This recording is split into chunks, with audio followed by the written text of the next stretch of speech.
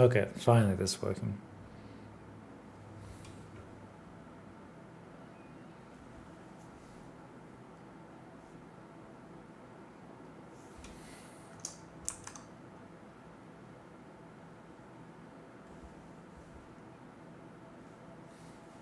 Yo, how's it going? Yeah, the multi-streaming was always a bit awkward. Sometimes it just doesn't send it to YouTube for some reason. Let me just update this.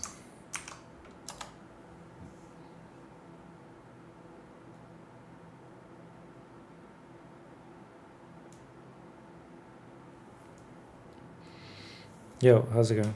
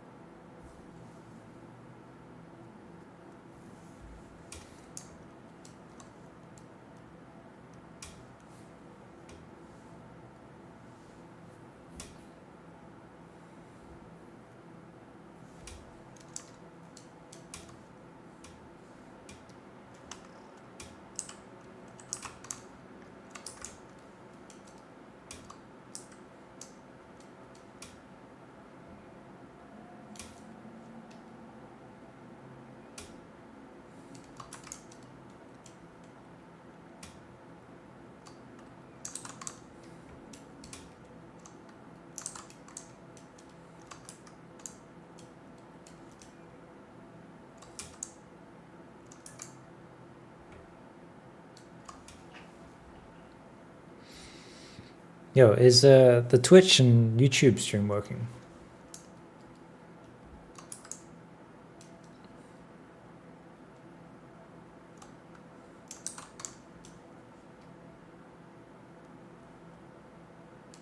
Yo, how's it going?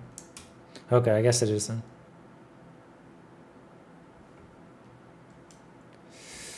Cheers.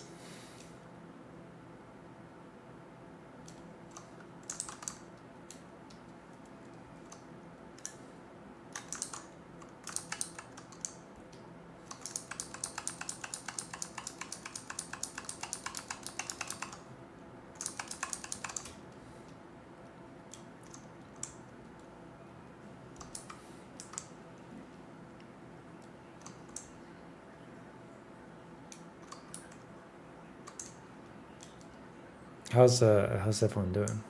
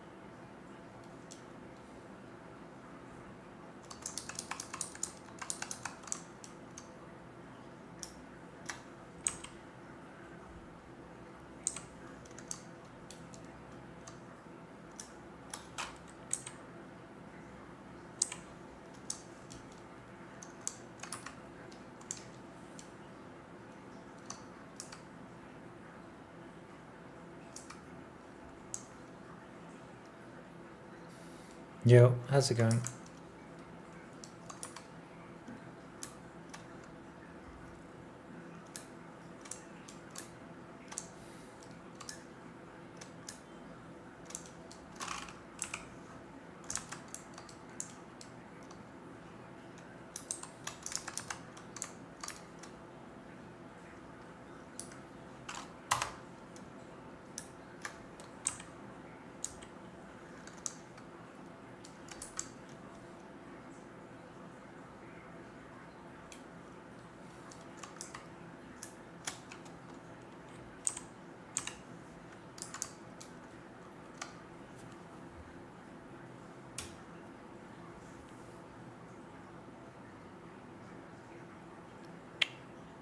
For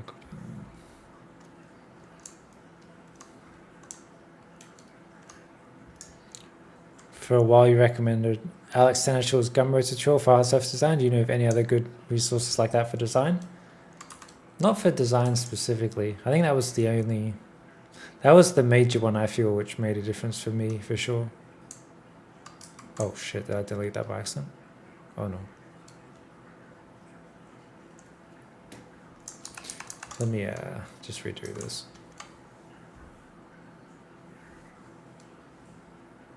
Yeah, not for design specifically. But Alex Senechil's tutorials are great.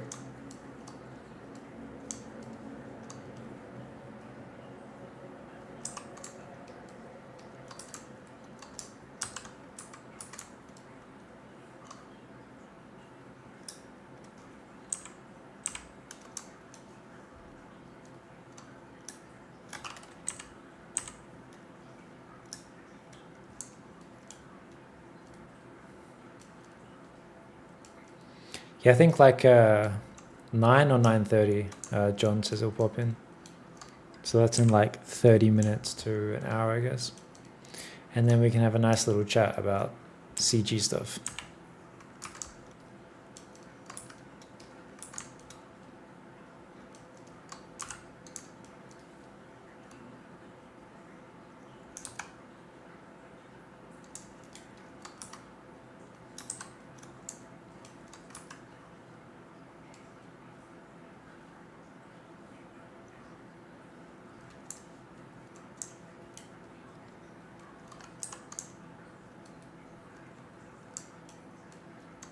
Do I feel that streaming helps in any way? As in like streaming modeling? No, it does the opposite. It slows me down a lot, but it's so good. I enjoy the conversations.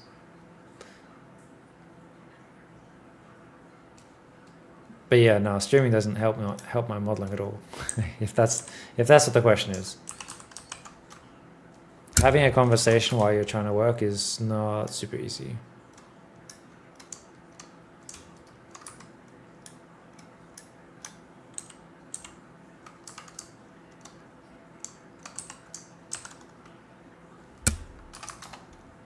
But if you want to stream, you should give it a go.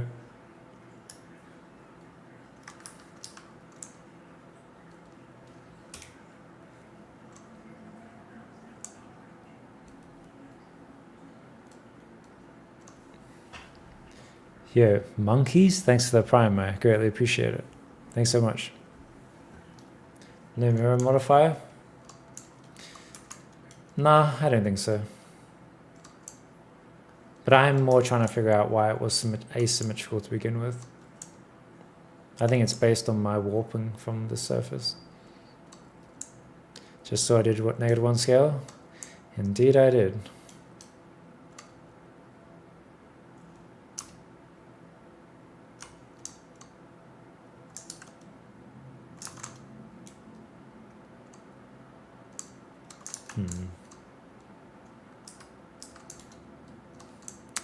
Maybe I should just fake this one.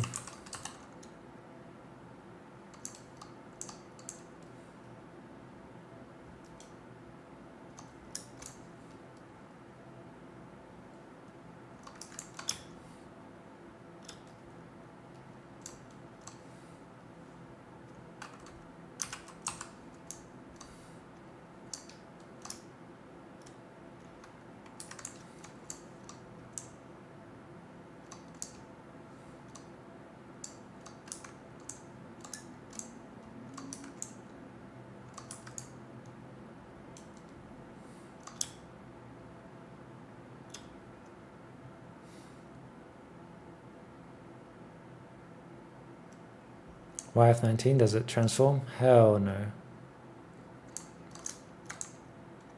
I mean, we could have maybe built, oh shit. We could have maybe built it that way, but I didn't build it that way. That's way more work.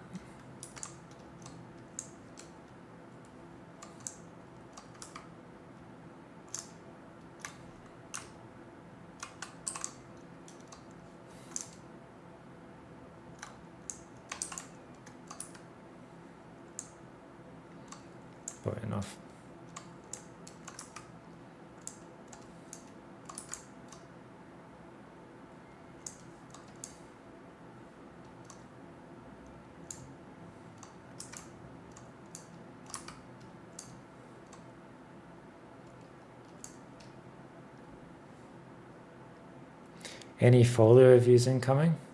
Not really. Most of the folios I received are not VFX portfolios, so it kind of makes it hard for me to review them because it's not what I do.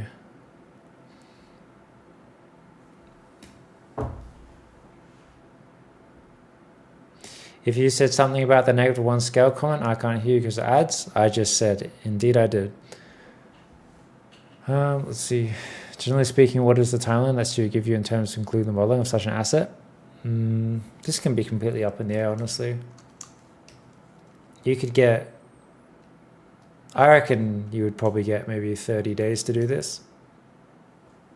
Yeah, 30 would be fair. So every object needs to be subdivided for movie work. For the hero stuff, yep.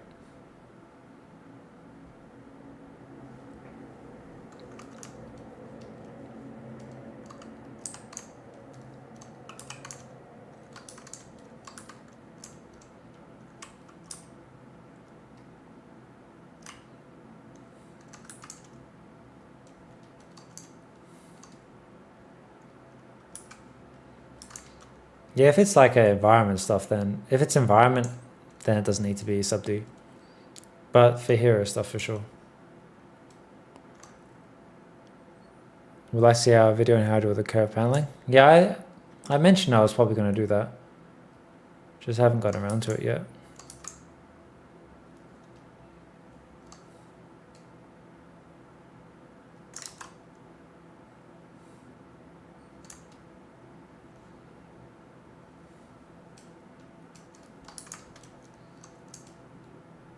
Oh god, what is this?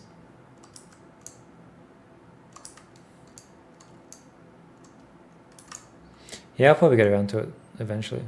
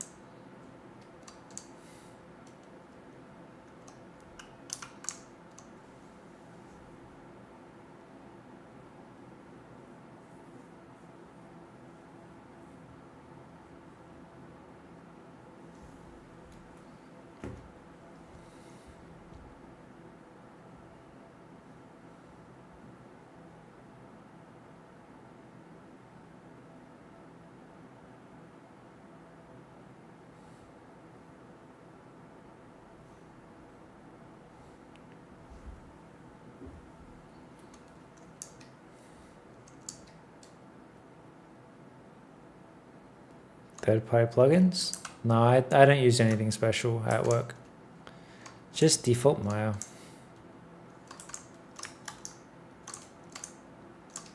I don't know, I think that's one of the nice things about just having default Maya is I don't need to rely on anything third-party. Of course, there's obviously good third-party plugins out there for like Blender and stuff like that, but it's kind of nice just not needing to think about that stuff.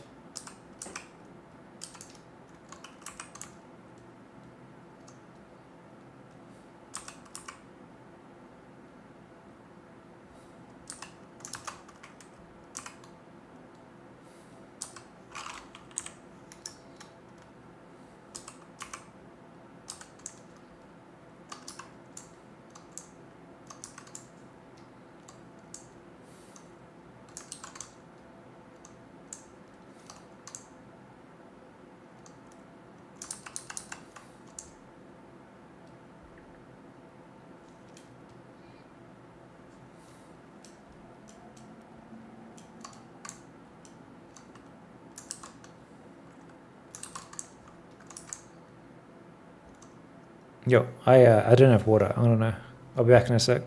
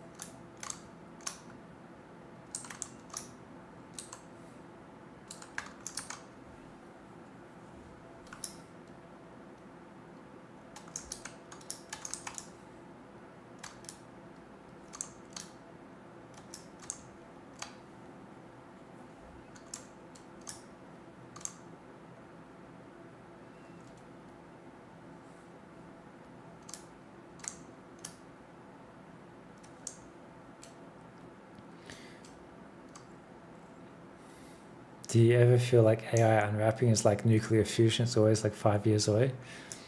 No, they'll never invest AI into doing UVs. They will just use... I'm sure they'd rather just get rid of the entire process instead. Yeah, AI seems to focus on removing the cool stuff, not the tedious stuff. Oh shit.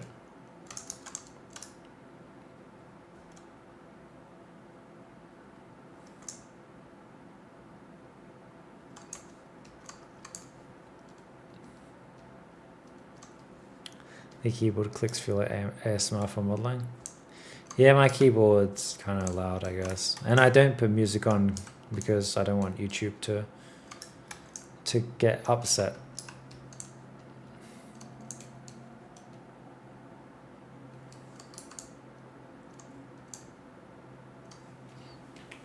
Your LinkedIn is filled with random AI stuff? I know, right? It's so stupid. Like, LinkedIn constantly shoves AI in my face, and I'll constantly click like I'm not interested in this subject, or I'm not interested in this person, and it will just constantly send me the same person over and over with their AI stuff. I'm like, please stop sending me this. It got to the point that I actually have to actively block people because I don't want to see their posts anymore. We're doomed?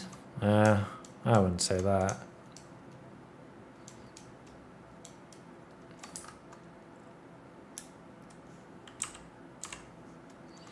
Be funny if like in the end we all just become UV artists because that's the only job that's left. Imagine.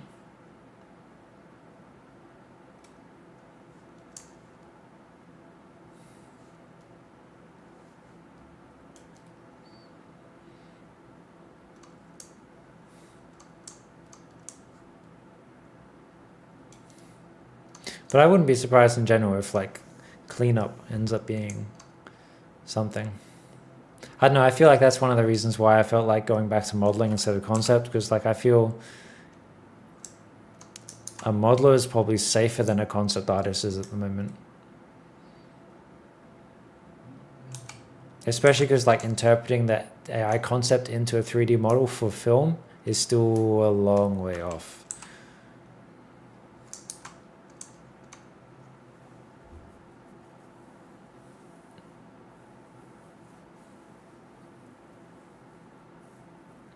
Now, by that time it is actually used, it'll be so good we won't actually have to do QC, I don't think. But who knows? Well, I don't know anything about AI. I'm just some dude on the internet using Maya.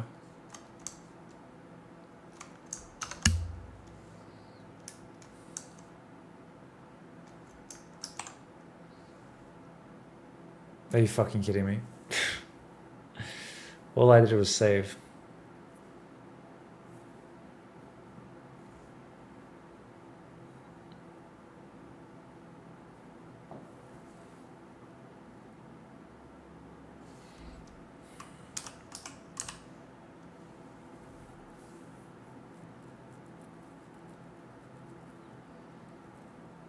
They're always going to need to ask if people like the pixel fuck.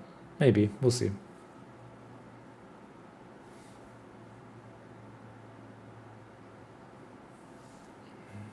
God damn it. Oh, wait, I did save it. Oh, even better. It corrupted my file. That's fantastic. 0 bytes. Awesome. Very cool, very cool. Cool, cool, cool.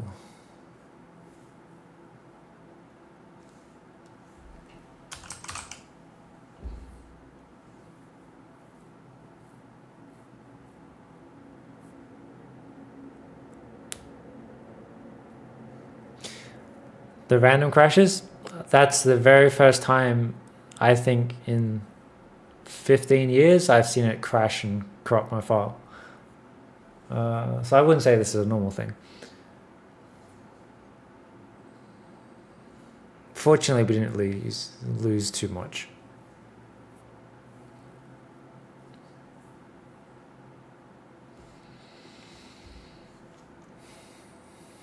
Save scene as.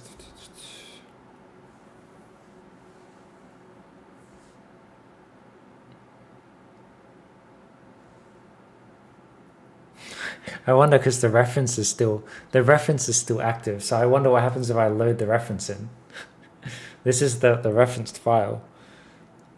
Is this going to kill this one as well? Let's just, fuck it, let's just try it. Why not?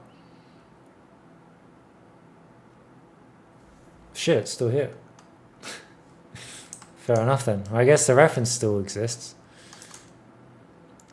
Weird. I mean, I still have to redo everything I did, but that's kind of interesting. Okay, let's redo that again.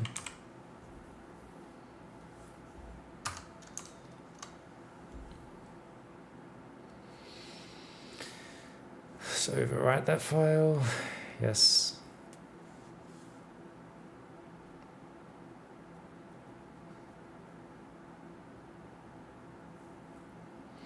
Does it ever happen to you while in a suit you crash and the work is gone? I usually save incrementally, so I don't usually have this sort of problem. Like the amount of work I lost was like 10 minutes of work, so it's nothing really. Delete selected layers. Okay, let's put this back together. But yeah, I've had things crash and lose files. Well, that's not a Maya specific thing, right? Like I've had Blender close on me before, not at work, but when I did concept, it did. These things just happen sometimes. Oh God, I want to keep the main one. Okay. So got this one.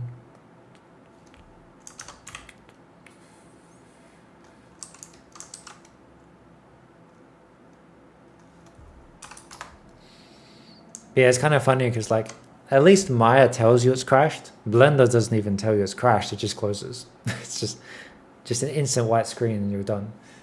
So at least Maya, lets you feel the dread of watching it crash in motion. Let me just save this quick. So what I'm doing is I have a master file, which I'm referencing in all of the other files, which is over here. The idea is I can just work on the individual components and then reference them in and update the reference.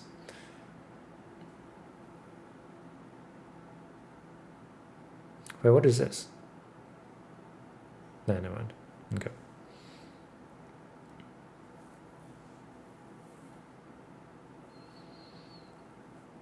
So I'm referencing in this file from this one. You've never used references? References are cool. They keep the file size super low, super lean. So if I save this one, I've never actually saved the master file. Let's just new thing. Master.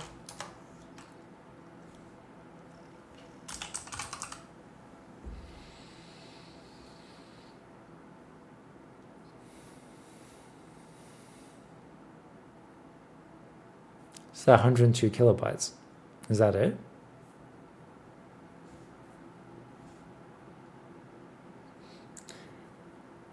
Yeah, so the main plane's 120 meg, while the master file with everything in it is 102 kilobytes. Huh, okay. Yeah, it's tiny.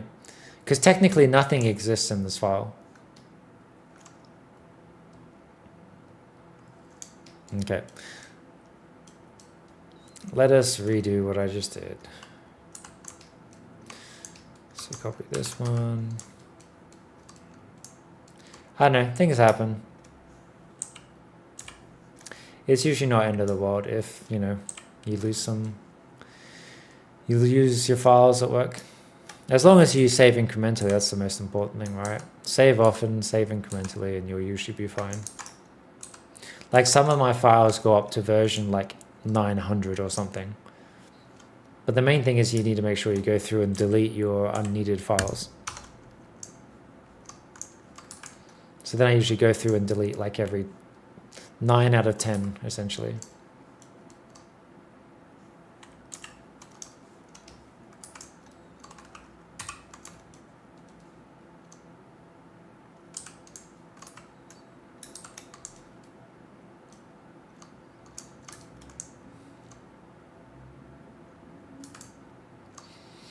You just switch from mouse to tablet first. It seems weird, but slowly getting used to it. It's giving precision and speed while flicking to face. I think for me, like, I would argue mouse is more accurate, but sorry, but tablet feels nicer.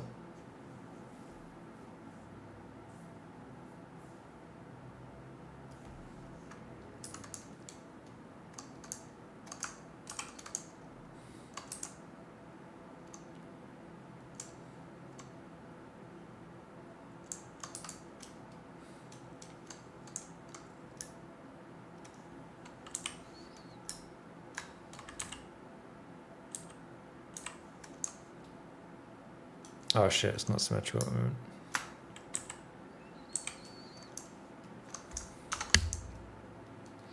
Yeah, maybe I should have talked to you about referencing Garrison, but I don't think your plane was like that heavy, so I don't think it ever really just came up in conversation.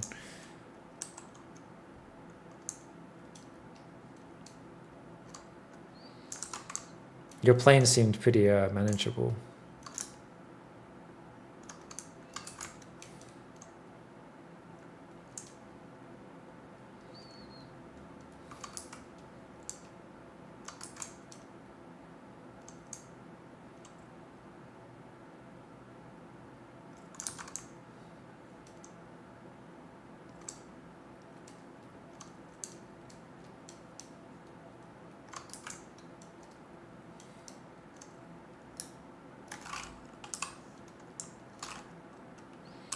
But yeah, you'll find like if you have to redo work, it seems to go a lot quicker the second time because you already know what you need to do.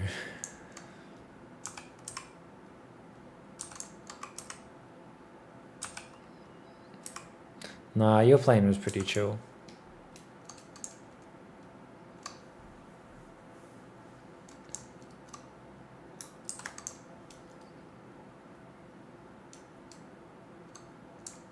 Sometimes a better solution comes when you're doing work. True.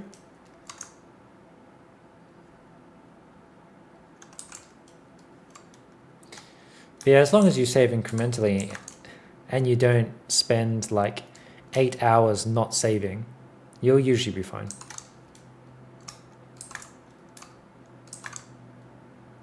What's the most amount of work you have lost to my crash? Not much, like an hour or two, if that. And that's like the most over like 12 years. I usually don't lose that much work, just because I usually save incrementally.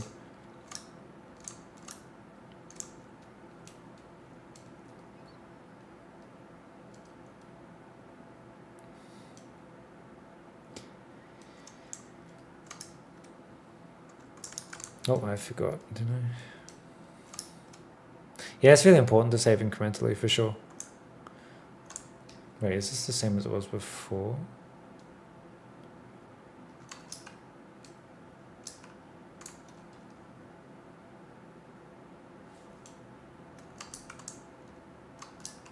Probably close enough.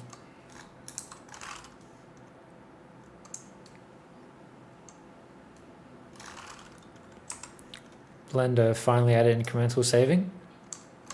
Hasn't it had it for a while? I thought I was doing incremental saving before. Oh no, I used machine tools. That's why. Yeah, I just used machine tools which had incremental saving in it. So I didn't even realize it was lacking. What we really want is object grouping in Blender. That would be cool. Okay, so if we save this file, and then we go over to the reference file, and then we reload the reference. Reload reference. It should pop in the new stuff. Cool. So now the plane is up to date. This is essentially how we work at work. Imagine the plane is checked into the pipeline, and I've just updated the package. So now we have the latest file.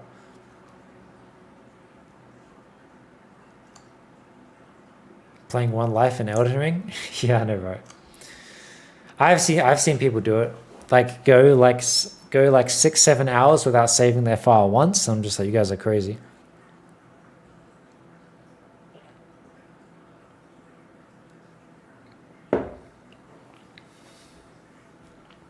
Object grouping is long past due for Blender. Yeah, I can't imagine they'll ever add it. It's just not in. It's just not in how they want to run the program, which is fine. I just don't think I'd ever use it at work because of that. Blender has collections. Indeed, it does. How's it going, Broken Robot?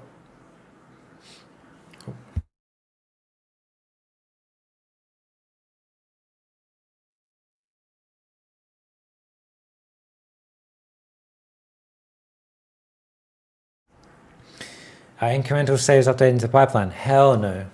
No. Incremental saving is just saving your Maya file. Going into the pipeline is like essentially releasing the Alembic.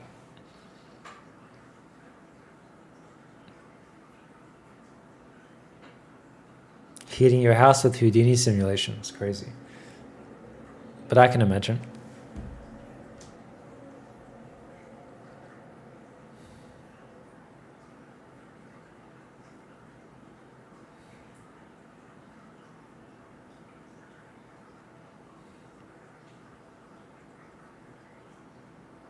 Good to see a Maya user. Yeah, thanks. I appreciate it. Yeah, that's pretty rare to see Maya users on Twitch.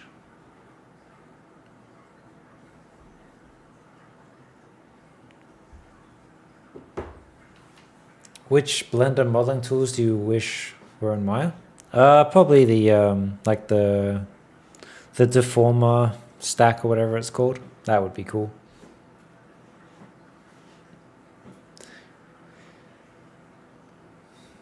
Control S is like Tourette's at this point. Yeah, I just use Control Shift S for incremental all the time. And Twitter? What about Twitter?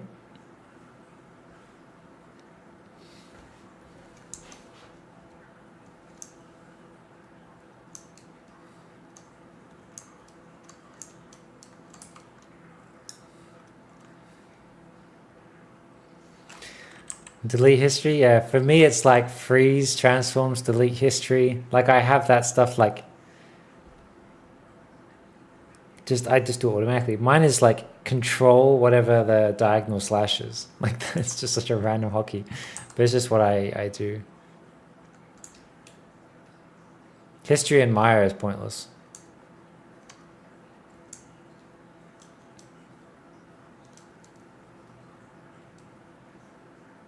Not that many modelers on Twitter and Twitch? Yeah, for sure.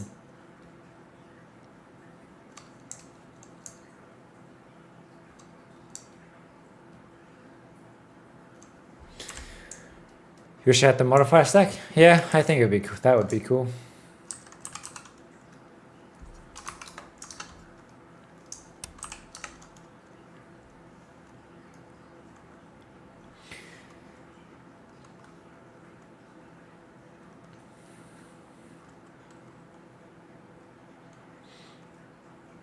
Yeah, so I just tried to be conscious of what I was doing then.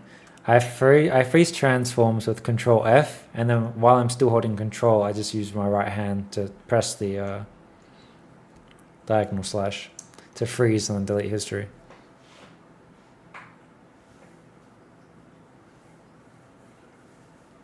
Maya's Control C goes way further back than Blender's. Does it? Why is Blender's limited?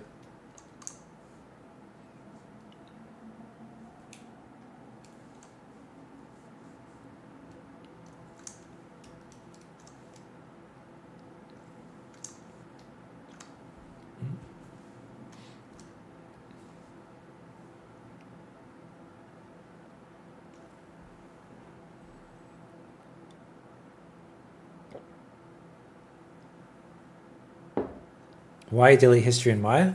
Because history in Maya does nothing.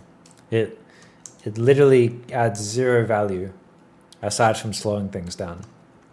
So there's no point of having the history in Maya. The only time history is good is if you create a cylinder and you still have the input here to adjust this. But as soon as you modify this at all, it's broken now at this point. It just goes fucking crazy. So there's just no point of history in Maya. Blender's undo is capped at 256. All right, but how? Who does 256 actions and then changes their mind? It's just, I think it's too far gone at that point, right?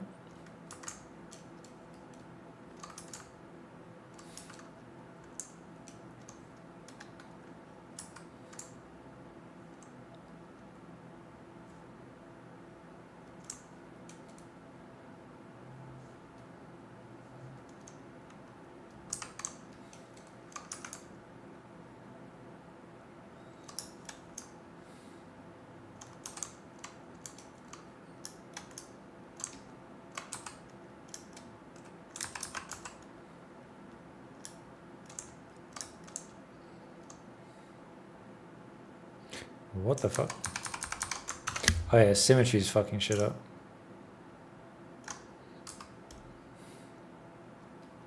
How's it going? It's going alright.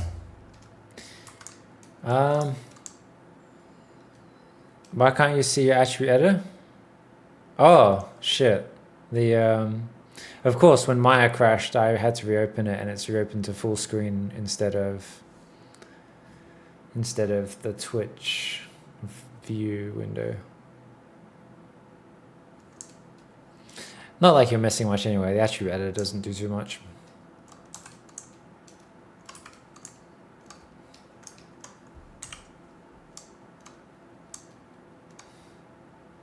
Even if you paid $100,000 to use Blender for the rest of my life, I would say no.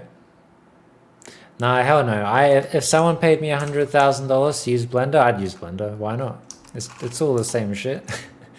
And I get a free 100,000. Hell yeah. I'd do that for sure.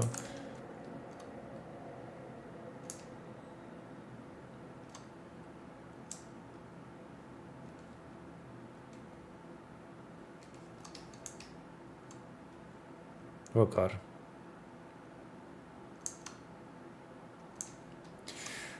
Wobbly. No one will notice.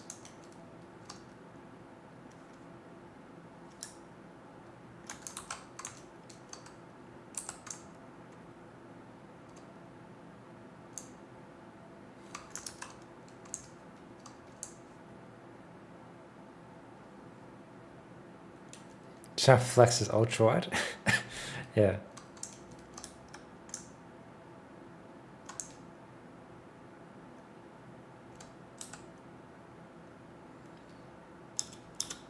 But no, depending on if the tool for the job, I'd gladly use Blender for sure. Like if I went to a studio that used Blender and they told me to use Blender, I'd just be like, okay, why not? We'd have to do our object grouping in Maya, but at least maybe I can do the modeling in Blender at least.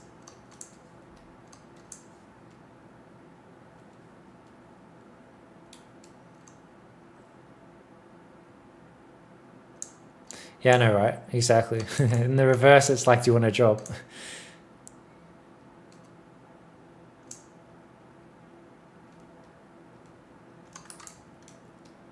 But yeah, how many Blenders users would swap to Maya for the job is what I'm really curious about.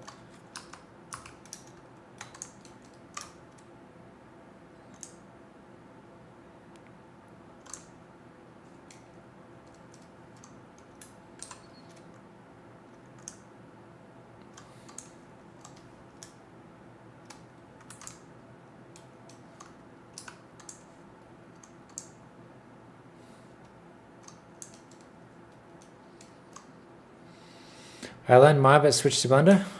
Why did you switch to Blender? Not saying there's anything wrong with that, just out of curiosity, how come you swapped programs?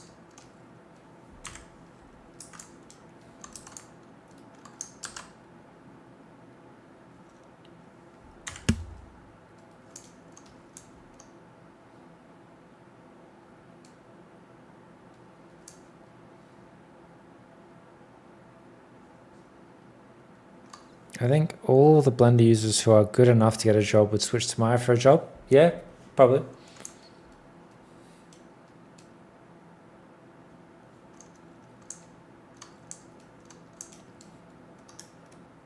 Yeah, I assume most reasonable people are willing to swap programs for a job. I mean, like, look, if you're like a, you know, you're a lighter or something, and then you go to a studio which uses a different render engine. I mean, you got to use it, right? You can't just be like, no. You won't get a job.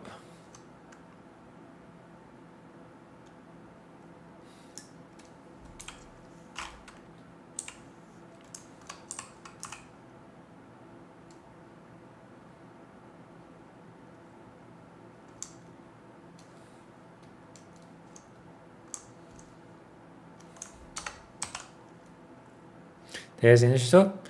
Yeah, John will pop on in a bit.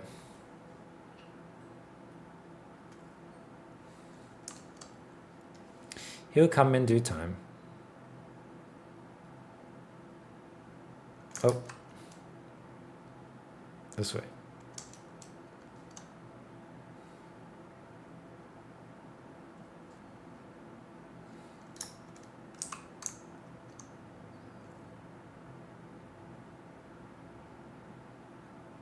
$10 of 3S Max, switch to Blender. That $225 a month? What the fuck? Why not? There must be like a Max Indie, right?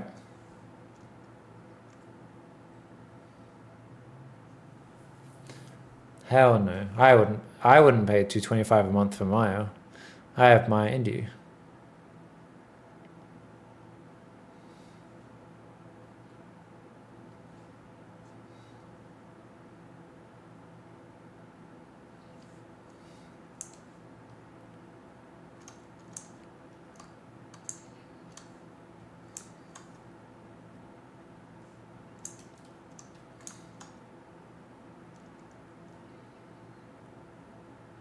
Can you break down how you model the basic shape of the aircraft?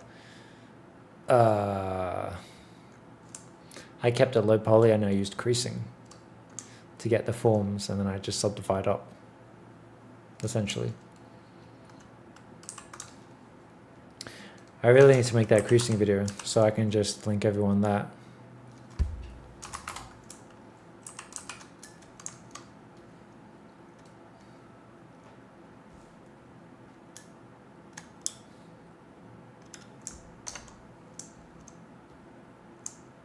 What's on the old one? It's just old, I guess. I'd maybe make it a bit longer, more information, more examples of how to use it. Because I have a lot of random creasing tricks, I guess, I use, which aren't really mentioned in there.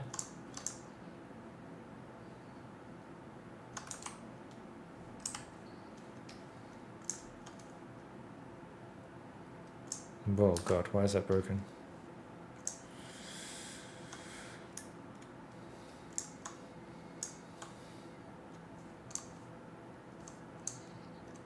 Where do you find the indie? Yeah, they fucking hide the thing. It's really scummy of Autodesk.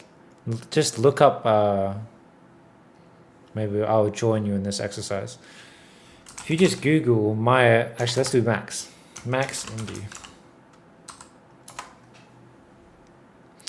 So you type in Max indie and we go to is this it?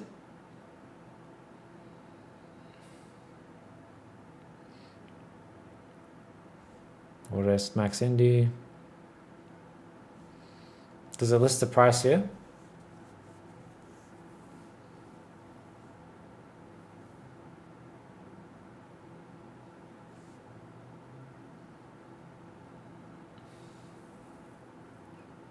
Well, that's gonna.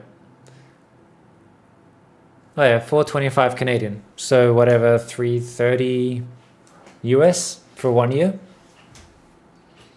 I was concerned it was going to open up my Autodesk account, but yeah, there it is there. Max Indie for 425 for 1 year.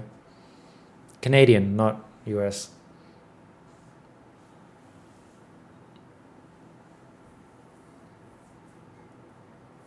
It's crazy amount of people don't know about the Indie license. It's because they hide it.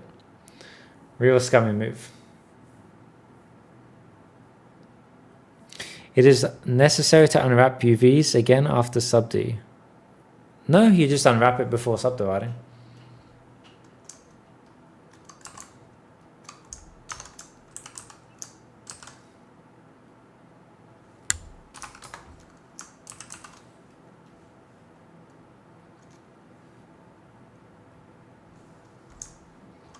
Super scummy? It is what it is. It's just standard corporations.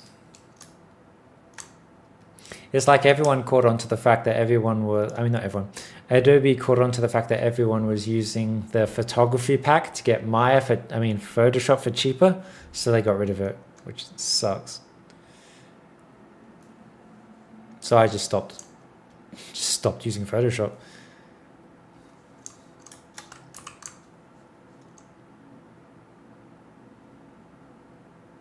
You see people with Autodesk backpacks on your commute to work. I always want to ask them if they work on Maya. Oh yeah, I mean Autodesk is huge. It's not just Maya. What do you think about Rism? Rism is good, I hear. I actually own Rism or Rism, whatever it is, but I just never really used it. So when I was in Blender, I got Rism because I would refuse to do Blender UVs. But in the end, I just went back to Maya anyway.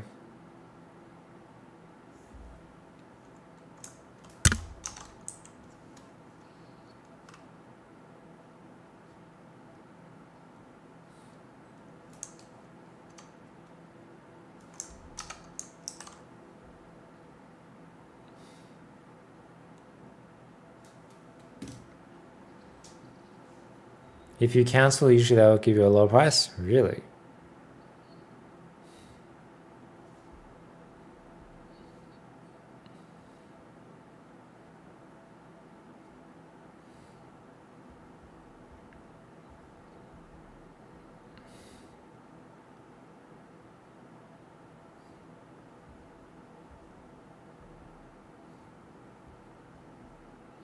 Yeah, John's ready in a bit, so we'll do the chat soon. So I'm just gonna go to the restroom. We're back in a sec.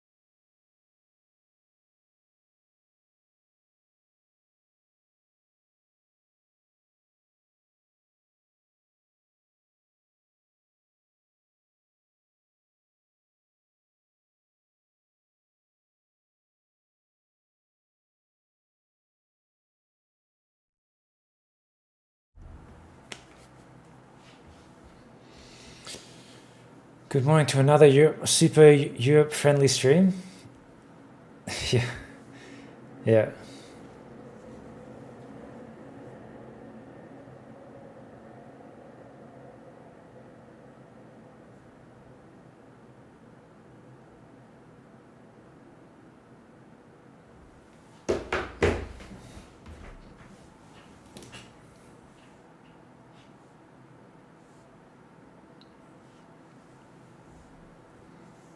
All right, give me a sec. Let us try and get this all sorted. Actually, I'll refill my water first.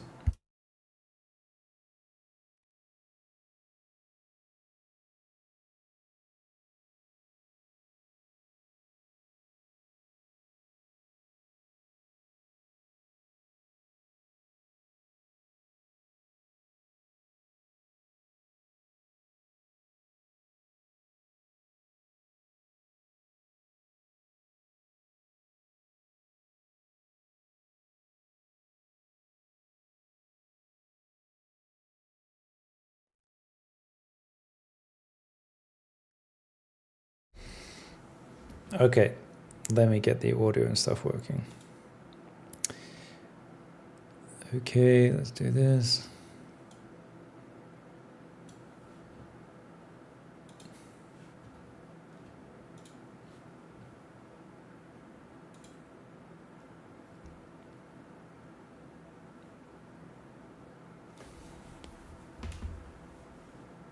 Yo, you can hear me? Okay, can you talk for a bit? I want to check your voice level. All right, never mind. I've muted you. All right, speak again. Test, test, test. All right, one more time. Test, test, test. How do I'll boost you a little bit. And then Okay. it should be okay. Boost you a tiny bit. Just want to make our voices a bit more in sync. All right, talk now. Hello, hello. Test, test, test. Yo, chat. How is John in comparison to my voice?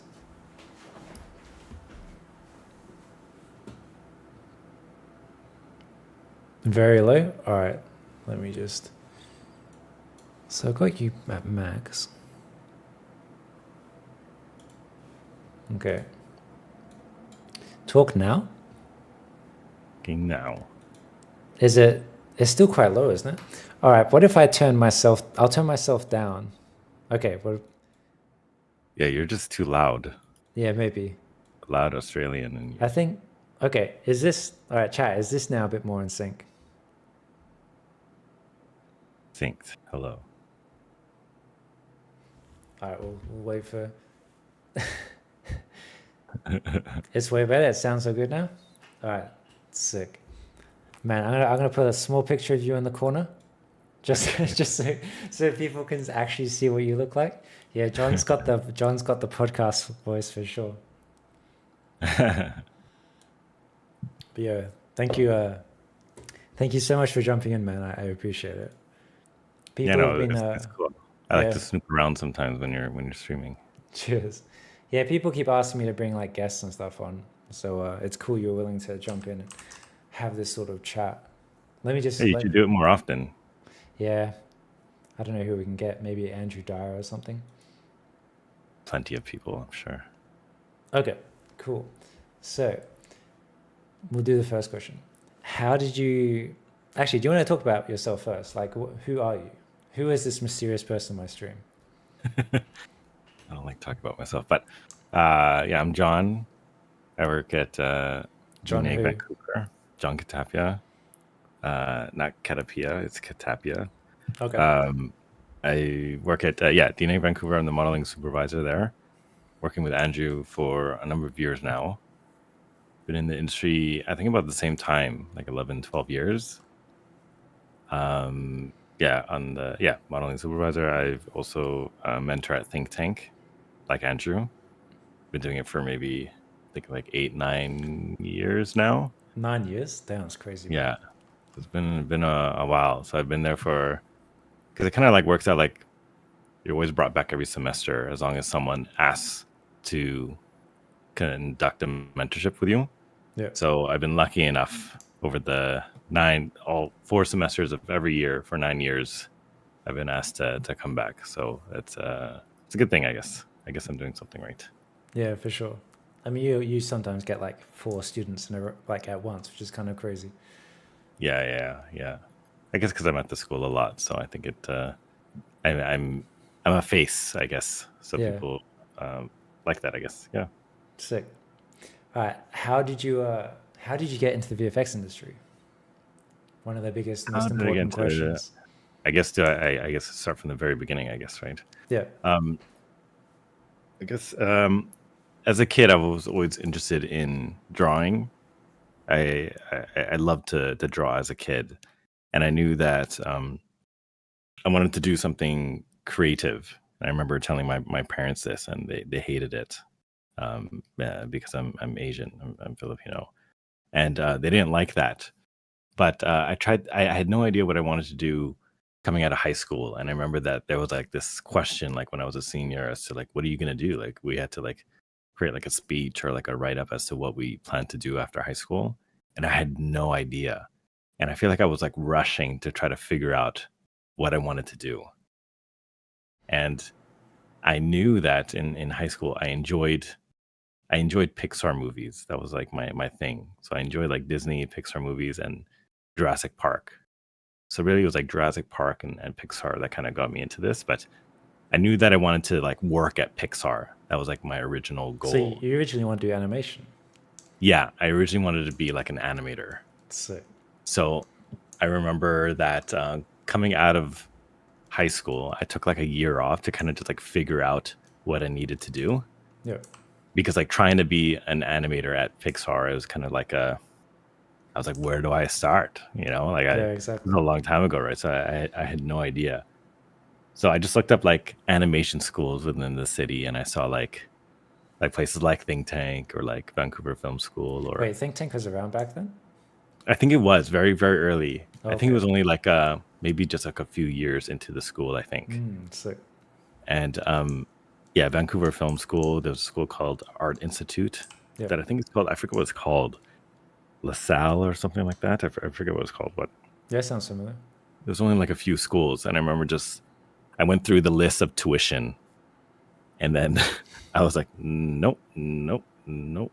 And then I ended up at a smaller technical institute of BCIT here in Vancouver. Sick. And then I took that literally just because it was just the cheapest option. Yeah. And I knew that I was going to be like paying the majority of this myself. So I was like, okay, I'll just go for it. So I took it. It was like a digital animation certificate or something like that for a year. Yeah. And it was more like tailored to games. So like our instructors, like the majority of our instructors worked at like Electronic Arts because we were just right across the street, and like some hobbyists at the time, but everything was like tailored to games. Yeah. And I remember like creating our demo reels and stuff, and like learning the foundations is all revolving around just like a game way of working. Yeah. I mean, granted, it was like really old back then, right? It was very different. Like I remember like we would have to like import our UVs into Photoshop, and then we would like texture Sick. in Photoshop. I Yeah. remember that. That was a long time ago. And we'd be like learning off of like tutorials that we would share with each other, or like we'd use like magazines or like books. Like I remember having like the Maya book with like the CD in the cover. Sick. Like back when Maya was like red. I don't know. Like it was before it was even black. I remember the swap when it went to the black kind of look. Yeah. Copying Max. I remember that. But yeah, back when Maya was like the logo was like a dragon and it was like red. Yeah, sick. So yeah, it was like trying to make a demo reel tailored for games, because I realized that like this isn't like a Pixar kind of like way of working, I guess. Like I didn't see anyone's demo reels that were kind of like tailored to like a Pixar kind of looking reel. So I was like, I guess I'll just like follow suit and just do what everyone's doing. And then this was also at a time where like Pixar, there was like a Pixar Vancouver, like a Pixar Canada. Oh, yeah. And this is when they were like doing like the shorts or something like that. Yeah. And then, but then it was kind of like on like the tail end of the studio, and then they like up and left. And then I was like, well, I guess that's gone. But I still tried. I made a demo reel. I made like a game character, like some like barbarian type dude. I wish I had that image. So that'd be fun to share. Yeah. But yeah, so I made my demo reel. I felt like I did pretty well in my class. There's like a class of like, I think maybe like 25, 30 or something like that. And then after I graduated, I realized like how much I didn't know. For sure. You know, because you're always led to believe that, you know, you got it, you know, that you always like it's like everyone's always just like, yeah, it's good, just like keep going, you know, just keep going. And I was like, yeah, nice, like I feel encouraged. Yeah. But the only until like you graduate do you realize like, man, I don't know jack shit. Like there's like just I start like comparing myself to like others and looking at other demo reels that are out there. I'm like, I really do not know much. And then I was like, maybe this was because of, you know, the type of education that I chose, like the cheapest option. Yeah. And I remember that like really hit me hard. And I remember that like it really hit me that I was like, oh, I felt so scammed. Like I felt like, man, like even though like I paid for like not that much compared to others, I was like, man, like, because I didn't have money, you know, like I knew that my parents weren't going to support me. So I was like, oh, I just like wasted all that money. And then so like I realized that like there are things that I just didn't know and just didn't learn. Yeah. So And you said you learned mostly game art workflow anyway, right?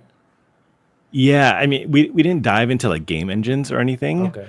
but it was really just like the style and the look was never like, how do we make something look Photo-real. Yeah, realistic? for sure. Yeah, everything was just very stylized, Yeah. you know?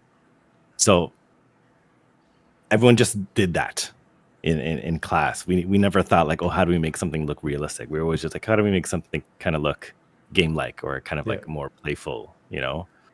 And then so yeah, after like having this realization and like being very hard on myself, like I realized that like there was things that I just didn't know. Like I think like like ZBrush, I forget what version of ZBrush. It was like ZBrush 2 or something Yeah. like that. 3. And it was like very early. We only had like 1 or 2 classes on it. And the only thing that we learned was just to open it up, just to sculpt on something. Yeah. So we actually didn't even use it for like making displacement maps or something like that, or like normal maps. I think we may have just done normal maps, but Yeah. it was more so just intro to like the idea of sculpting something.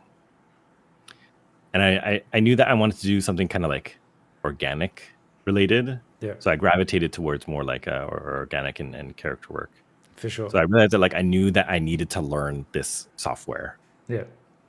So like I kind of like spent a lot of time to like read up on it and practice it and get used to it, because like learning ZBrush for the first time is like very difficult. So did you just self-teach yourself this? Yeah. So it's pretty much like getting used to just like teaching myself like how to digitally sculpt. Yeah. And just learning this software that seemed kind of like overwhelming. Yeah. And so I spent a lot of time on that. And of course, because I ran out of money, I had to find a side job. So I went. It sucks, like the idea like having like gone to school and then realize that you need to go back to like working like a restaurant job in order to survive. So For like sure. after going to school like that, that also hit me hard. Like going to school, graduate, you think like, oh, I graduated, now I can start my career. Yeah. It's like, no, I graduated, I felt like I didn't learn anything, and now I got to work at a restaurant because I ran out of money. Yeah. And then like student loans and whatnot. So I went back to a restaurant, and then I remember I just wanted to get something. Yeah. And I remember just like looking at all the available studios around the city, and there wasn't that many at the time. Yeah. There This was was like before VFX was. I mean, this is before Vancouver was a VFX hub, right? yeah, for sure. So like there were like not that many studios that we know are here now. Yeah. So I just knew like I just wanted to get in. It didn't matter where. I just wanted to get in. Yeah. And I knew that like I was a big fan of this show called Beast Wars. Oh the old cartoon, right? Yeah, and Reboot. Yeah. These two shows were like Sick. some of my favorites as a kid. Like it was, I think it was like the first like animated 3D kid show or something like that. And so I knew that I found out that the studio that made these was this studio called Rainmaker. And it's they were Rainmaker. they were from Vancouver. And I was like, oh, that would be so cool if I worked for this studio that like made these shows that I love. Yeah. So I remember applying for this studio as a runner, as an assistant. And I remember I nailed like I got an opportunity to have an interview, and I remember going to the studio. It was like on Broadway or something like that. Like it's in like a weird kind of area. And I remember like going into the studio. This is the first time I ever like, got invited to go to a studio. So I was like, all dressed up and everything. Like I was pretty young at the time. I think it was only like 20, 21, 22 or something like that. Yeah. And then I was seeing just like, all like the Reboot posters and stuff like that. I was like so like hyped. I was like, oh my gosh, I'm here. Sick. And I remember going through the interview, and they were just talking about like what it takes to be a runner at the studio, and they were talking about like what the requirements were, and like what I need to do on a day-to-day basis. Like I need to like clean or like do some runs or to the grocery store, or, get the beer and pizza or something like that. And I was like, yeah, sure, that sounds great. Like I don't care. Like I want to work there. So I was like so pumped. Like I was like so ready to start. But I remember that the reason that I didn't get this assistant runner job is because I didn't have a car at the time. So they said like one of the requirements is that you need to you need to drive to the airport to pick up clients Really? Wait, and they'd bring them send a to the studio. runner to get clients? That's Yeah, crazy. yeah, yeah. I would Like not you have to trust. drive to the airport, pick them up, and then bring them to the studio, and then bring them back to the airport when their like little weekend trip is kind of done or something like that. And I Jesus. remember that's the reason, like they told me like that's why I couldn't get it. Yeah. And I was like devastated, like completely devastated. And I was like, that's it. I'm screwed. Like I can't even get an assistant's job, Mm. And then eventually, still working at the restaurant. Like I'd be working at the restaurant in the days, and then at night I would just constantly be practicing Yeah. and like expanding my portfolio and whatnot. And I would just do that constantly. Like it was just like a constant grind of like I was really being hard on myself because I felt like I really got scammed coming out of my Yeah. first school. Yeah. And so it's like every night I was just like working really hard, like I was really putting a lot of time into it because I knew that this is like my only option, because I didn't have money and like there's no way that my parents were going to support me on this. So Yeah. that's why I was so inclined on trying to just get an assistant job because I just wanted to just get in. Just some money, right? Yeah. Yeah, I just wanted to get in somewhere, and I knew it was going to be less money, making tips than making tips at a restaurant. So I was like, Yeah. fuck, I don't care. You just need that in, right? Exactly. And then I found this studio called Prime Focus. Oh, so that was your first. Yeah, so that was my first job where I got a runner position there, and so I got it. I was super happy, and I knew it felt kind of weird because it didn't really look like a playful kind of studio. Like Yeah. it was kind of like dark. It was very open plan, Yeah. and like I had no idea like what they're working on or like what the setup was like, and like had like the programs that they were using were some that I wasn't familiar with or something like that. But I was like, I didn't care. I'm a runner. Like that's great. Yeah. When you're getting your first job, you just want anything, right?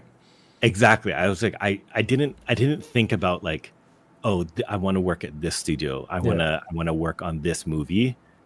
Like I think that was the same for like everyone back then, where it's just like we just want to get in. Yeah, You know, for sure. like just get your foot in the door, and then I was like, I'll just figure it out the rest later. Yeah, because like You know. people talk about how hard it is to get a job now, and I feel it's kind of always been that way. It's never been easy to get into this industry. Yeah, yeah, and it's like now's the time where it's like you have like such big IPs and like there's a lot more CG being used in movies and Yeah. in TV and in streaming and stuff. So it's like we didn't have that when we were starting. So it's For like sure. it's just like it's a very different feeling. So I understand the frustration, but it's like I remember like back then I wasn't even thinking that. I wasn't even thinking like, yeah, I was never ever thought about like, oh, I want to work at ILM or Yeah. Weta or something like that. I was just like, I just want to just do this stuff that they do. Yeah, exactly. That's the only thing that I thought about. And then so I did the runner position there, and it was like an eye opener because I was like, I realized like how much like little shit like I needed to do. Like I remember, yeah, like literally, cleaning the toilets, taking out the trash, like getting the beer, getting the pizza, sweeping the floor, mopping the floor, like Yeah. like literally, like I remember like the toilet was clogged, and like, John, you got to do it. And I was like, yeah, I'll do it. And I have like I have like a nice dress shirt on. And I was like, The, yeah, the enthusiasm as well. yeah, for sure. But I was totally for it. Like Yeah. I remember I was just like, When I was around, just it was so the same. happy. For Yeah, sure. I was just like, I was just so happy to be around these people, honestly. So I remember telling myself too, like as I was literally scrubbing shit out of a toilet, I was like, this is going to be temporary. I remember telling myself that. I was like, this is going to be temporary. There's no way I'm going to be doing this for the rest of my life. For Like sure. I can't be an assistant for the rest of my life. Like I knew that. I was like, I just have to just suck it up. This is part of the process. Just trust the process. Yeah. I remember telling myself that all the time. And eventually after that, like I think it was like 4 or 5 months in, there were some positions opening for junior asset artists. How did you make this transition? Were you very vocal when you were a runner about wanting to be an artist? I actually I wasn't, and I remember the recruiter telling me that was a good plan. She told me that the reason why they took me on as a runner was that when we had the interview, I remember her asking me, the recruiter and the HR, they asked me like, oh, what do you want to do like after you become a runner? Like, do you want to work as an artist? Like, do you what's your like dream position or something like that? Yeah. And I remember like I didn't really think about it at the time. Like I didn't know that this would be a question that they would ask. But I remember that I told them, I was like, I don't want to think about the next step or the next position after my runner position or what they could offer me more. I remember telling them specifically, I was like, I just want to focus on doing a good job at like Interesting. what I'm doing. Like Yeah. I just want to just do a good job as being a runner and as an assistant. And I remember like a year later, the recruiter ended up telling me that like that was like a good decision that I said that because they just wanted me to just focus, Yeah. because they didn't want me to treat the job as like That's that. below me. It's just like a stepping stone and that's it. Yeah. Like I really just wanted to just do whatever it took to just be surrounded by these people to learn more and make connections. For sure. So yeah, I pat myself on the back for making that decision because that's what ended up helping me get in. And I remember like staying at the studio late at night, like past 6 p.m. Everyone's leaving, and then I'd jump on one of their computers and I'd like open up ZBrush or something like that, and I'd be like playing around and talking to producers, running them coffees all the time. You get to talk to a lot of different people, so I'd always be like talking to like the seniors and not even just like people that were in the 3D side of things, like people that were compers too, and like people that were in pipeline and people even just like payroll. I would just talk to everyone because I was just so interested on just learning more about how it works. Yeah. And because of those connections, it allowed me to hear about that there were junior positions being opened up. And I saw that they were like putting out the applications and whatnot. And I remember like, because I would set up the meeting rooms to do the interviews. And so I would gather the resumes and put it into the room with like a cup of water and set up the chairs and all that.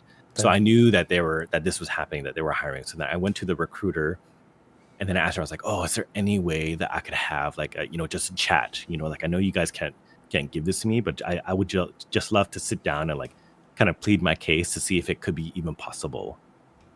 And then she said that like, she'll see what we can do. I didn't realize you did so much before being a modeler. Yeah, dude. Because it took me like from after school, after my schooling till my first like actual artist job, it was 3 years. So it was a lot of time. Yeah, it was 2 to 3 years. So it was a lot of time. Yeah, that really puts into perspective like the frustrations of current students, I guess, as well. The fact that even like 10, 12 years ago, we were still doing the same thing, right? We still had the same long periods of time before we could even get in, right? But you just didn't give up. Yeah, I just that was just my mindset. Like to me, like there was just no other option. For sure. To me, it was just like this is you got to make it work. There wasn't like, oh, it's a year has passed, like let me just stop and do something else. I never thought that. I was just like, well, I just got to keep trying.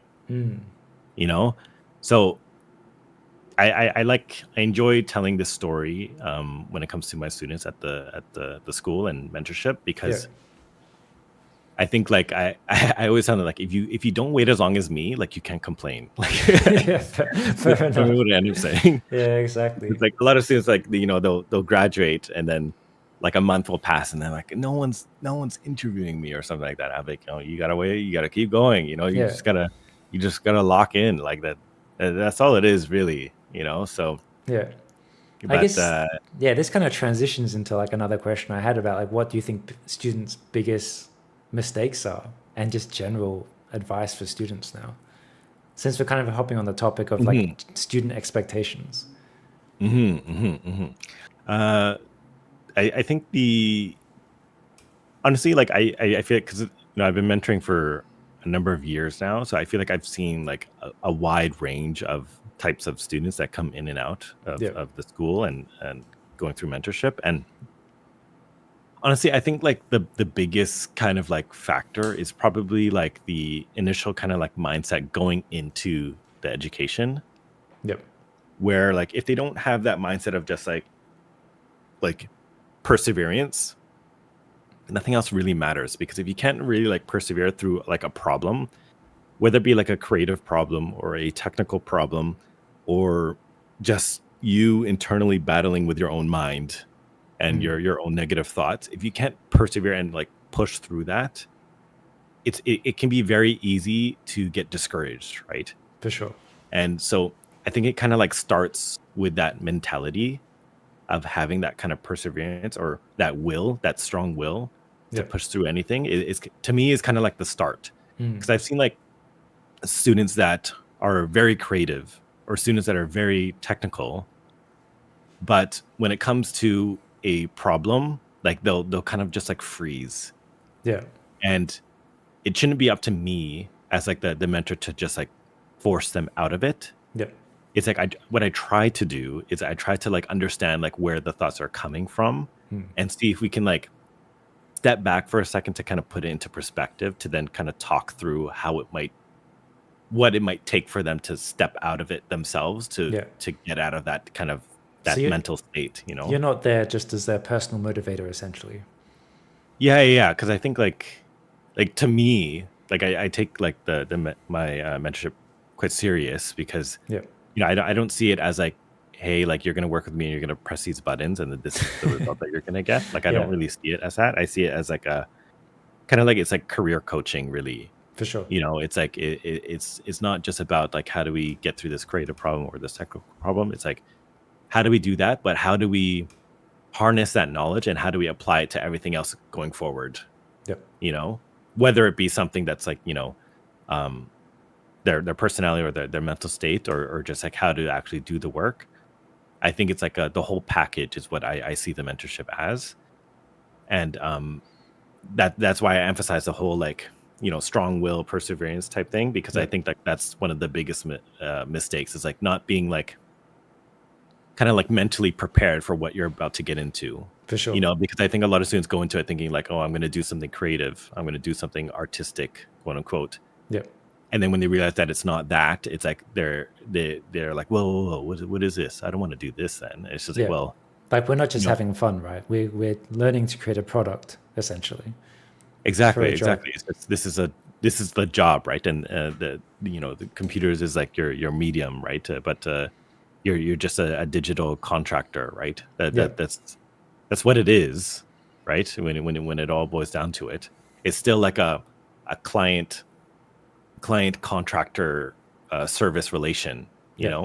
It's just we're just using CG, right? Yeah, for sure. That's how I see it. I don't see it as like I'm becoming an artist. Like For sure. I never thought it. I never see it as that. Yeah. I personally don't really consider myself an artist, more a technician, I guess. Is the way I kind of view myself. Because I don't feel like I'm creating art. I'm just creating the product we're being essentially hired to create for a client, right? Yeah. Because you could have an artistic eye in some scenarios where it's very useful, but when it comes to creating someone else's product, it can be very strict, right? For sure. So there are times where the interpretation can be aided with your creativity, for sure. Yeah. But there are some times where it's like it's just solely just like a technical way of approaching something, or maybe even a literal way of approaching something, because that's just what the client wants, you know. And I've seen people all the time where they'll get like offended by notes, something that's creative, and the artist just doesn't agree with it. And I was like, that's okay if you don't agree with it, but that's just it's their product, it's their money. So it's like, how do we help them realize their vision? That's our job. It's not how can I be artsy fartsy about this and to have put my stamp on it. For sure. I don't see it as that. Yeah. So do you feel like that is one of the biggest, I guess, mistakes that students have when first getting into CG, is that they assume they have the wrong mindset and they assume they will be an artist instead of looking at it as being a job, essentially. Yeah. That's kind of how I see it. Like I use the analogy a lot of like I'm hiring a painter to paint my house. Yeah. And I have a house. I need a painter, someone that understands how to paint, and then paint my house. This is the color that I want to paint it. But then if the painter that was painting my house is like, okay, well, let me spin this a bit. Let's not use red. I know that you want red, but I was thinking that yellow would work better or something like that. And it's just like, if I'm the client and I'm paying you, it's like, I'm telling you I want red, then I want red. Yeah. You know what I mean? It's like, I'm not asking you for that creative kind of spin on it. I'm literally telling you that. Yeah. For Or sure. if I needed a painter and then I was saying like, I don't know what to paint my house, give me some options. Yeah. The painter, as the hired personnel, would give suggestions based on their expertise. For sure. That's where maybe the creativity could come in. Yeah. But not the majority of the time it's not like that. It's Yeah. the majority of the time is that the client wants something, they know what they want, they just need the person, the professional, to execute it. For sure. Yeah. So I guess mindset, I guess, is probably one of the biggest mistakes students have when first coming into this. Do you feel, I guess this might be a pretty bold thing to say, but do you think this industry is not for everyone? Oh no, I say that specifically. Yeah. In the mentorships before we even start, I say this. I always say, like, I personally think that, like, it takes like a certain kind of mindset to really thrive in this industry. For sure. One, because it's very competitive, right? Yeah. So getting past that is very important, and two, it speaks upon that whole idea that we're not super artistic, right? Yeah. And because I've had many friends that, like, when I was a junior, where they just couldn't handle notes. Yep. And literally after their first show, their first studio, their first movie, they quit the industry. Yeah. And it just, like, I don't know, it got personal or something like that. It's just like they just weren't about it, you know?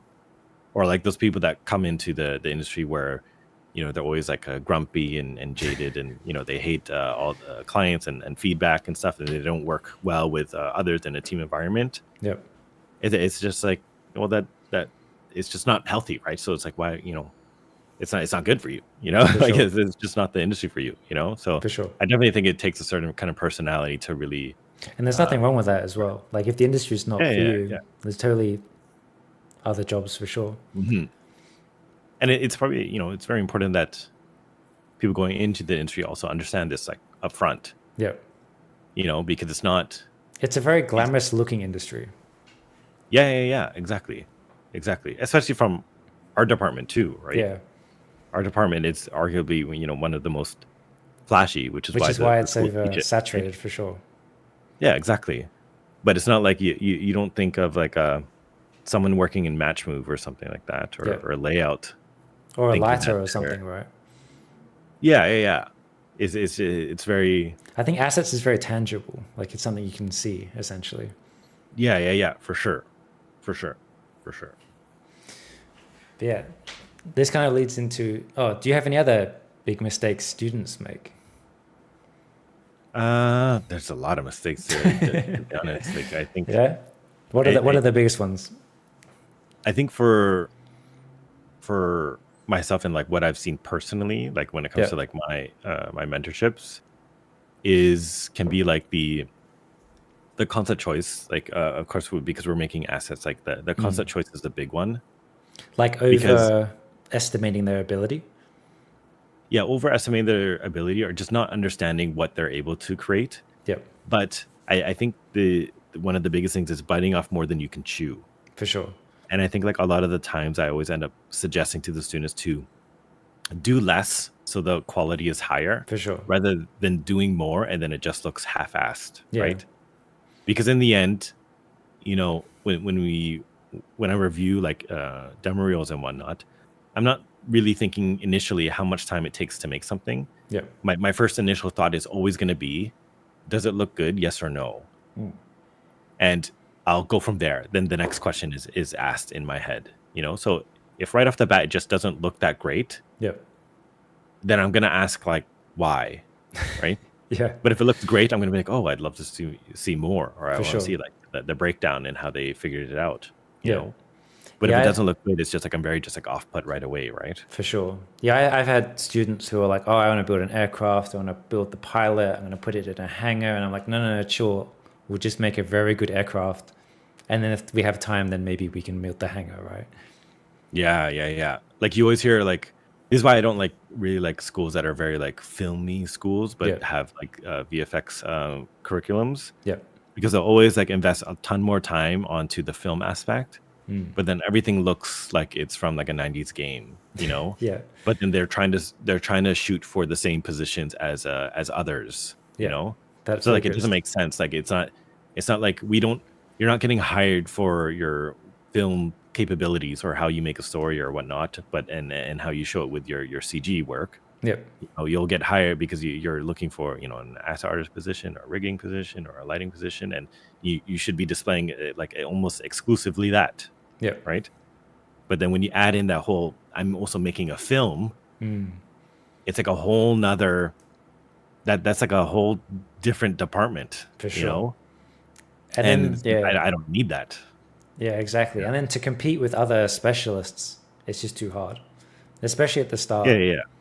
yeah, exactly, for sure. So it's like why not just cut the fluff, get straight to the point, Yeah, and then just focus on that. for sure. So it's like if you're trying to show off that you can make a cool looking asset that looks realistic, why don't you just pick something that you can focus on and up the quality rather than choose too much? Like I always get like students that are like, oh, I want to have this robot flying through the camera, and then it's going to break through the window, and it's going to have these flapping mechanical wings, and I'm just like, oh. And then I'll ask like, oh, have you rigged or animated anything before? And they'll be like, no, I've just done a bouncy ball. And I'm like, okay, well, we can't do this then. Like, Yeah, for sure. this is not the demo reel that we should do. Like, so I think like because it's exciting to choose something ambitious, right? Yeah. It should be, because you're imagining, you have this idea and in your head, and you're thinking like, oh, well, imagine if I made this, Yeah. You imagine that's what you're the final imagining. result being Yeah, you're so imagining the amazing. final result, whether or not you can make it or not, or whether or Yeah, not exactly.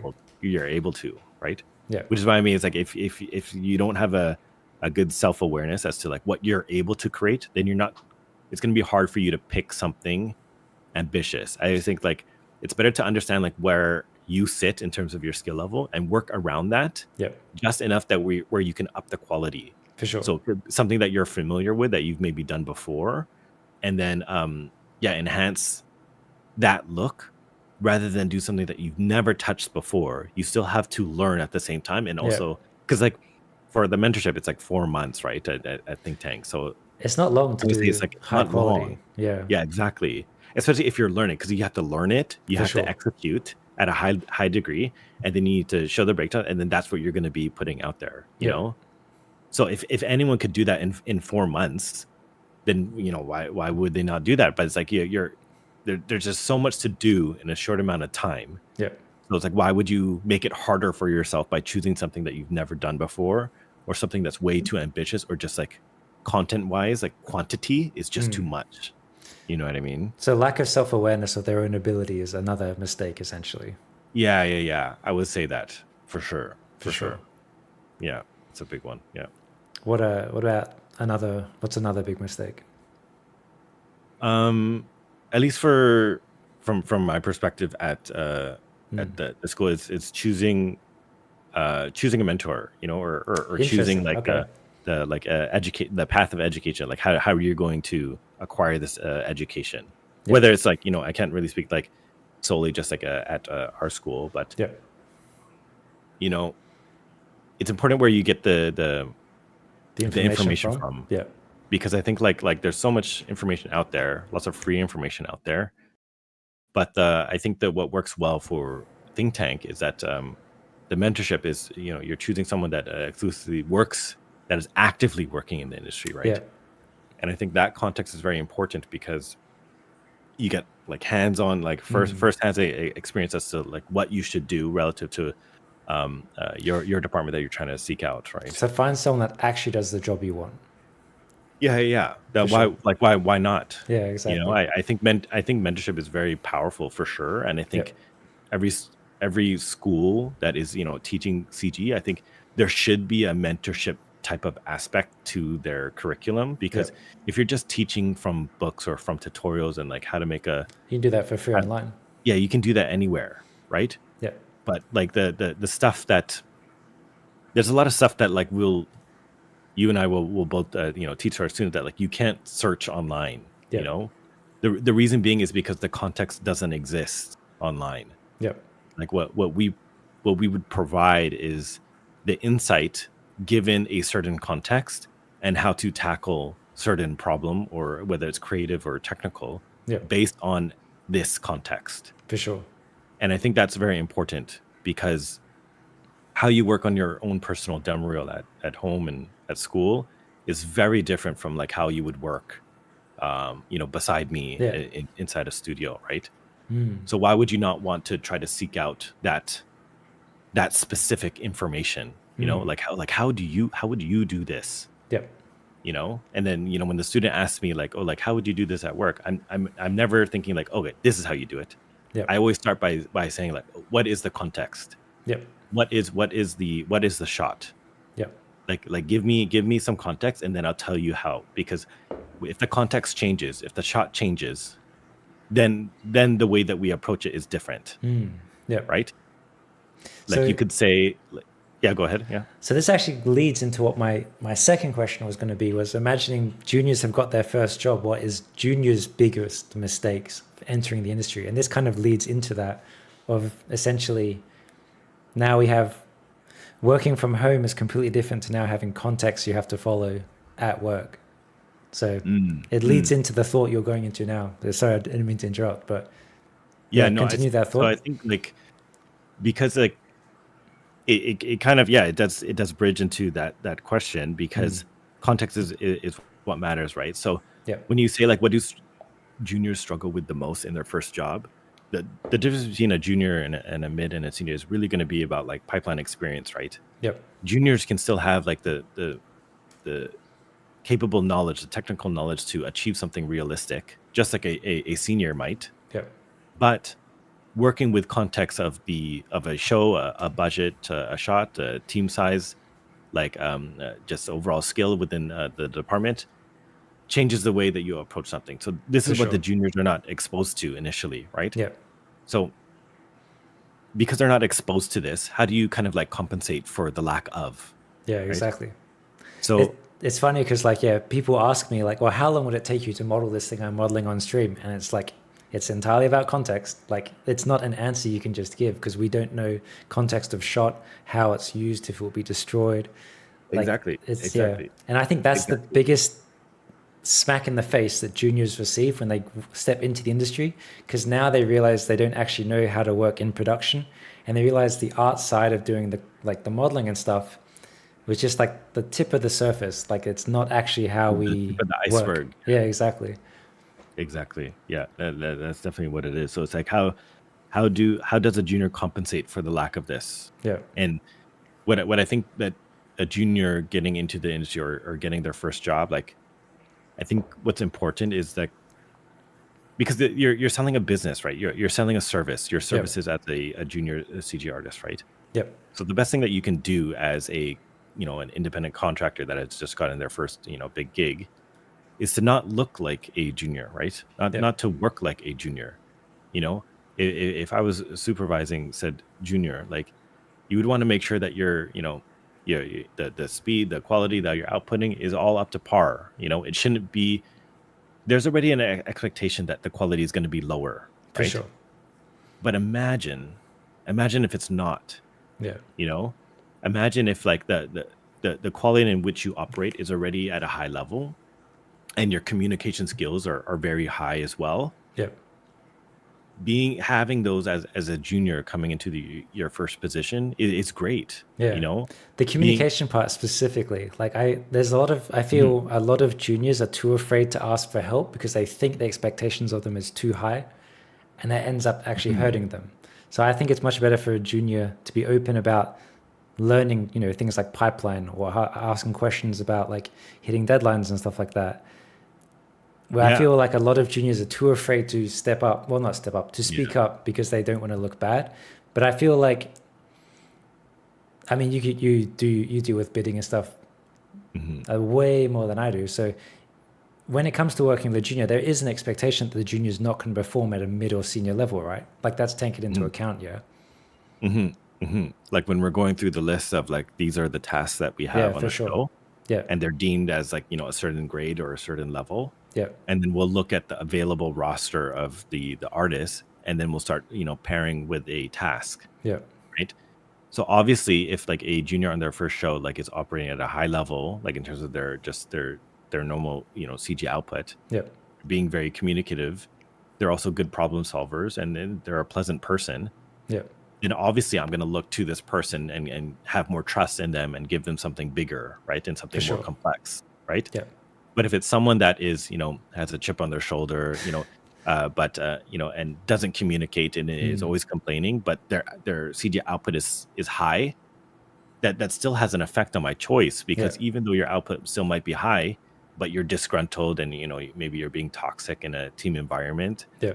And also it's hard to get words out of you in a meeting, or getting you to like drive conversation, and then it becomes difficult. Yeah. And when the industry is like oversaturated, like that, you shouldn't be doing this, right? Like, why? Like, again, think about it. I'm going to use that analogy. A painter painting my house. If I ask him like, I want to paint my house red, can you do that? Like, I'm quite busy right now, so I kind of want you to just take care of it. Yeah. And then the painter is like, actually, I think red would look quite ugly, and I don't think that you should do that. I think you should make it brown. And I'm going to take a bit longer than normal, because now I need to go find this brown paint to use it instead of the red that you chose. And I'm just like, man, I just wanted you to paint my house red. Like, For and sure. now I'm just having a headache. Yeah. So it's like that's what I mean. It's like, so you have to see it as like you're a contractor, and you're selling your services. But you don't want to. You're not trying to sell a junior service. Yeah.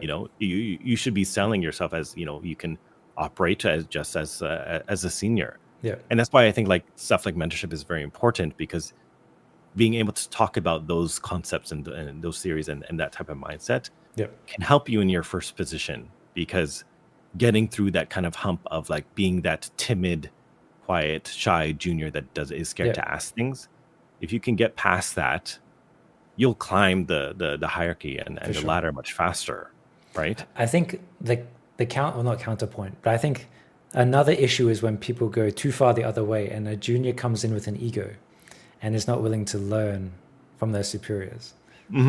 So what are your thoughts on that? Yeah, I personally I take that type of stuff very seriously, because I think like having a very strong team, just like mentally, is always going to be good. Of course, you can't account for everything that could happen during over a duration of a show, but the team dynamic is also very important. Making sure that like everyone gets along. Of course, it's like a job, and like people have stuff to do, and like not everyone will get along, but having an ego coming into it, it's like I feel like you can get humbled very fast. For sure, especially as a junior. Coming in with an ego as a junior is extra bad. Yeah, and I think it's just like, what's the point? Like, I feel like as a junior, like I want to be the one that's just like a sponge. Yeah, exactly. Soaks it up and just like I honestly, I feel like the best juniors that I've worked with are always the ones that are just like, hey, like, can I help you out with anything? Like, I just finished my task. Like, is there anything that you want me to do? I can help pick up something, or I can help assist, another senior with something like that.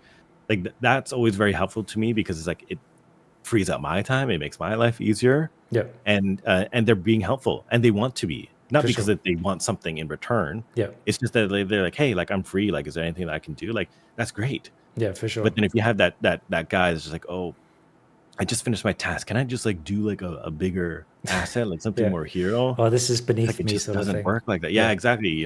So it's like, especially at the start, I think it's the most confusing when you have juniors who have that sort of attitude. Exactly. And I think, unfortunately, like that can sometimes be brought up by students doing very well at school, thinking they're now above their peers. But oh boy, do you get humbled as soon as you enter the industry, for sure. Yeah, like you can be best really in don't like that. you can be best in your class, but step into the industry and you get humbled super quick, for sure. Yeah, because there will be people that like are like the quietest person, and they're like just this like older senior. Yeah. But they're like, they're lightning fast. They don't say a word, they don't say a peep. But when it comes to like, having like a proper discussion with other departments, they're locked in, know. And then like, you don't see them online or anything, like, they don't have a portfolio or something like that. So it's like, I remember that like coming into the industry, like there's just like older guys I've never heard of it, but like, I see them work, and they're working crazy fast. Yeah. And back then there wasn't like ArtStation or anything like that. So like, everyone just had like websites or like CDs and DVDs of their demo reels and stuff like that. Imagine, I know, right? But like it was just like I just that feeling of like, oh, I've never seen this guy before, this work before, but like they're crazy, you know, Yeah. like they're really good. Yeah. That actually kind of leads nicely into the next question: is it the exception of the norm that really high skilled people in VFX have almost no social media presence, and why is that? So, what is your thoughts on social media presence and the industry? Because it's not very common for VFX. Yeah. And like we have to think about this, right? Because it's Yeah. like let's break this down, because the exception or the norm, that's like high skilled people have a demo reel website or something like that, or don't, or have some sort of a social media presence. Like for me, like I don't have a lot of followers or anything like that. I'm not like trying to seek out more followers. Yep. This is like literally my only portfolio page that Man, you see, and just like I didn't even know you kept it up to date, honestly. I was surprised to see like the Ghostbusters stuff here. yeah, I think I did that kind of recently, actually. So it was pretty old. But I don't. There's a ton of stuff that I don't put on here because it's just I just don't have the time. But Yeah. I think having a social media presence, it depends, you know, Yeah. and it can work, and it can. I think in most cases it will benefit you. Yeah. For sure. Because it's like, again, you're selling a service, right? Yeah. So why would you not want to have like to show off your ability of your services out there, you know, for people to see, right? Because people that have an online presence, you know, can get jobs just by people stumbling upon their portfolio. I'm sure people have contacted you because they've seen your portfolio. You know what I mean?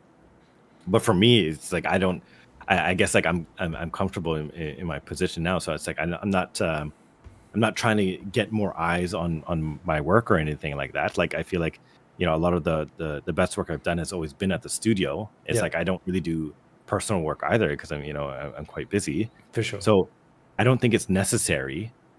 But I think that there's a huge, like the majority of people, or like the majority of the best artists that I've worked with or that I know, they have no online presence at all, like not even like a Facebook or Instagram page, you know, nothing. But then when you see them work, they're just like, insane. And that I think is really cool because like I feel like in like the younger generation, it's like they always think of it like it's kind of like an expectation to have something, but it's really not. And it will always help, obviously, when it comes to, I mean, these people probably have like private demo reels that they send out, you know, when it comes to interviews and stuff like that, but nothing public. Right. And so I feel like everyone knows who like those really good people are, those really good people that like within have the no industry. online presence. For sure. Yeah. Because the industry is very small, right? Yep. So it's like it's not hard to have an idea of like you know, who's working where and stuff, because we're like, you know, we're all mostly like all friends and buddies, so we all know each other from all the other studios. But it's definitely not a requirement. It can definitely help for sure, but not a requirement. Yeah. I think, especially like when it comes to me, for example, like I have a pretty massive online presence. Not massive, but I have a big online presence for hard surface modeling.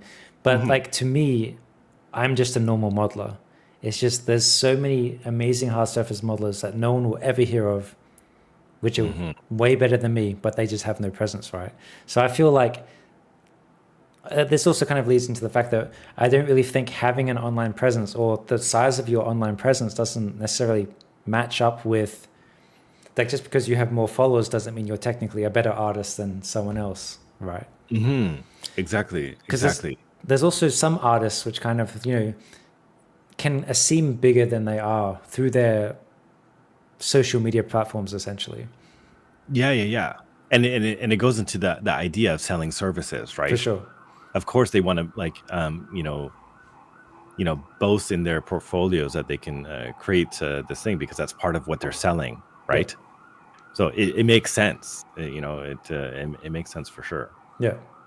But you know, I also have some people that like have no online presence at all, or like some people that are not even like computer people. Like when they're at home, they're like they live like hippies, you know.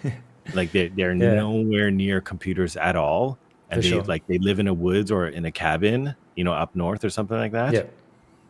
And like some of these guys are like the most interesting because like it's such a big contrast in terms of like their work life and then Yep. their own personal life, it's crazy. It's not like everyone just goes home and just does more Yeah, personal work, exactly. art or draw or paint, I feel like I'm definitely the exception in VFX. I think more Mhm. games and concept, they tend to do a lot more personal work. But I think when it comes to VFX, I think that was one thing that really surprised me is how few people actually did personal work in the VFX industry. Mm-hmm. Mm-hmm. But Yeah. Only like a few. I don't think there's anything wrong with that. It's just an Oh yeah, observation, I yeah. guess, There's for nothing sure. wrong with that. Yeah. Yeah. Um, People have lives. what are your thoughts on people on the topic of like being like, having a social media presence, for example?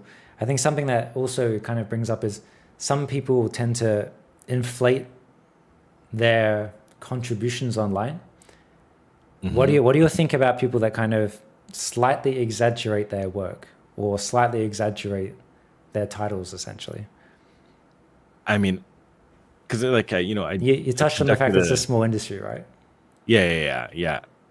And I've seen this even just in interviews. Yeah. Like there will be like someone that posts something. It's like I know that you didn't do that. Like, Yeah, like exactly. I know that you Uh, didn't do what you're saying that you did. yeah. You know, but sometimes I'll try to just like talk them through it because I want to know like what they or like how they talk about what they did, So you've even though I dealt with don't. this in interviews specifically. Oh yeah, for sure. Whether it's juniors or seniors, for sure, Yeah. absolutely. Like I remember I interviewed a junior once, and they were talking. I forgot what movie it was, but there was like they talked about how they did some like rocks or something Mm. like that, some hero rocks, Yeah. quote quote hero rocks, and then they were showing like a clip from a movie, which like was like a very exciting shot, Yeah. of like some rubble and stuff that was going on. And I was like, okay, so like pause it, like what did you do? Like I just want to know like what you did exactly. And they're like, oh yeah, it's not this shot, but it's kind of like what's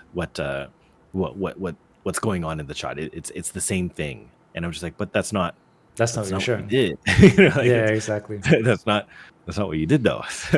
It's like stuff like that. Yeah. Or I've had people where they'll say that they've done like a digidouble for an actor or something like that, and then they'll show the shot of just an actor just acting, like it's the actual actor, Yeah. It's not the but then CG they one. said that it's not the CG one. Yeah.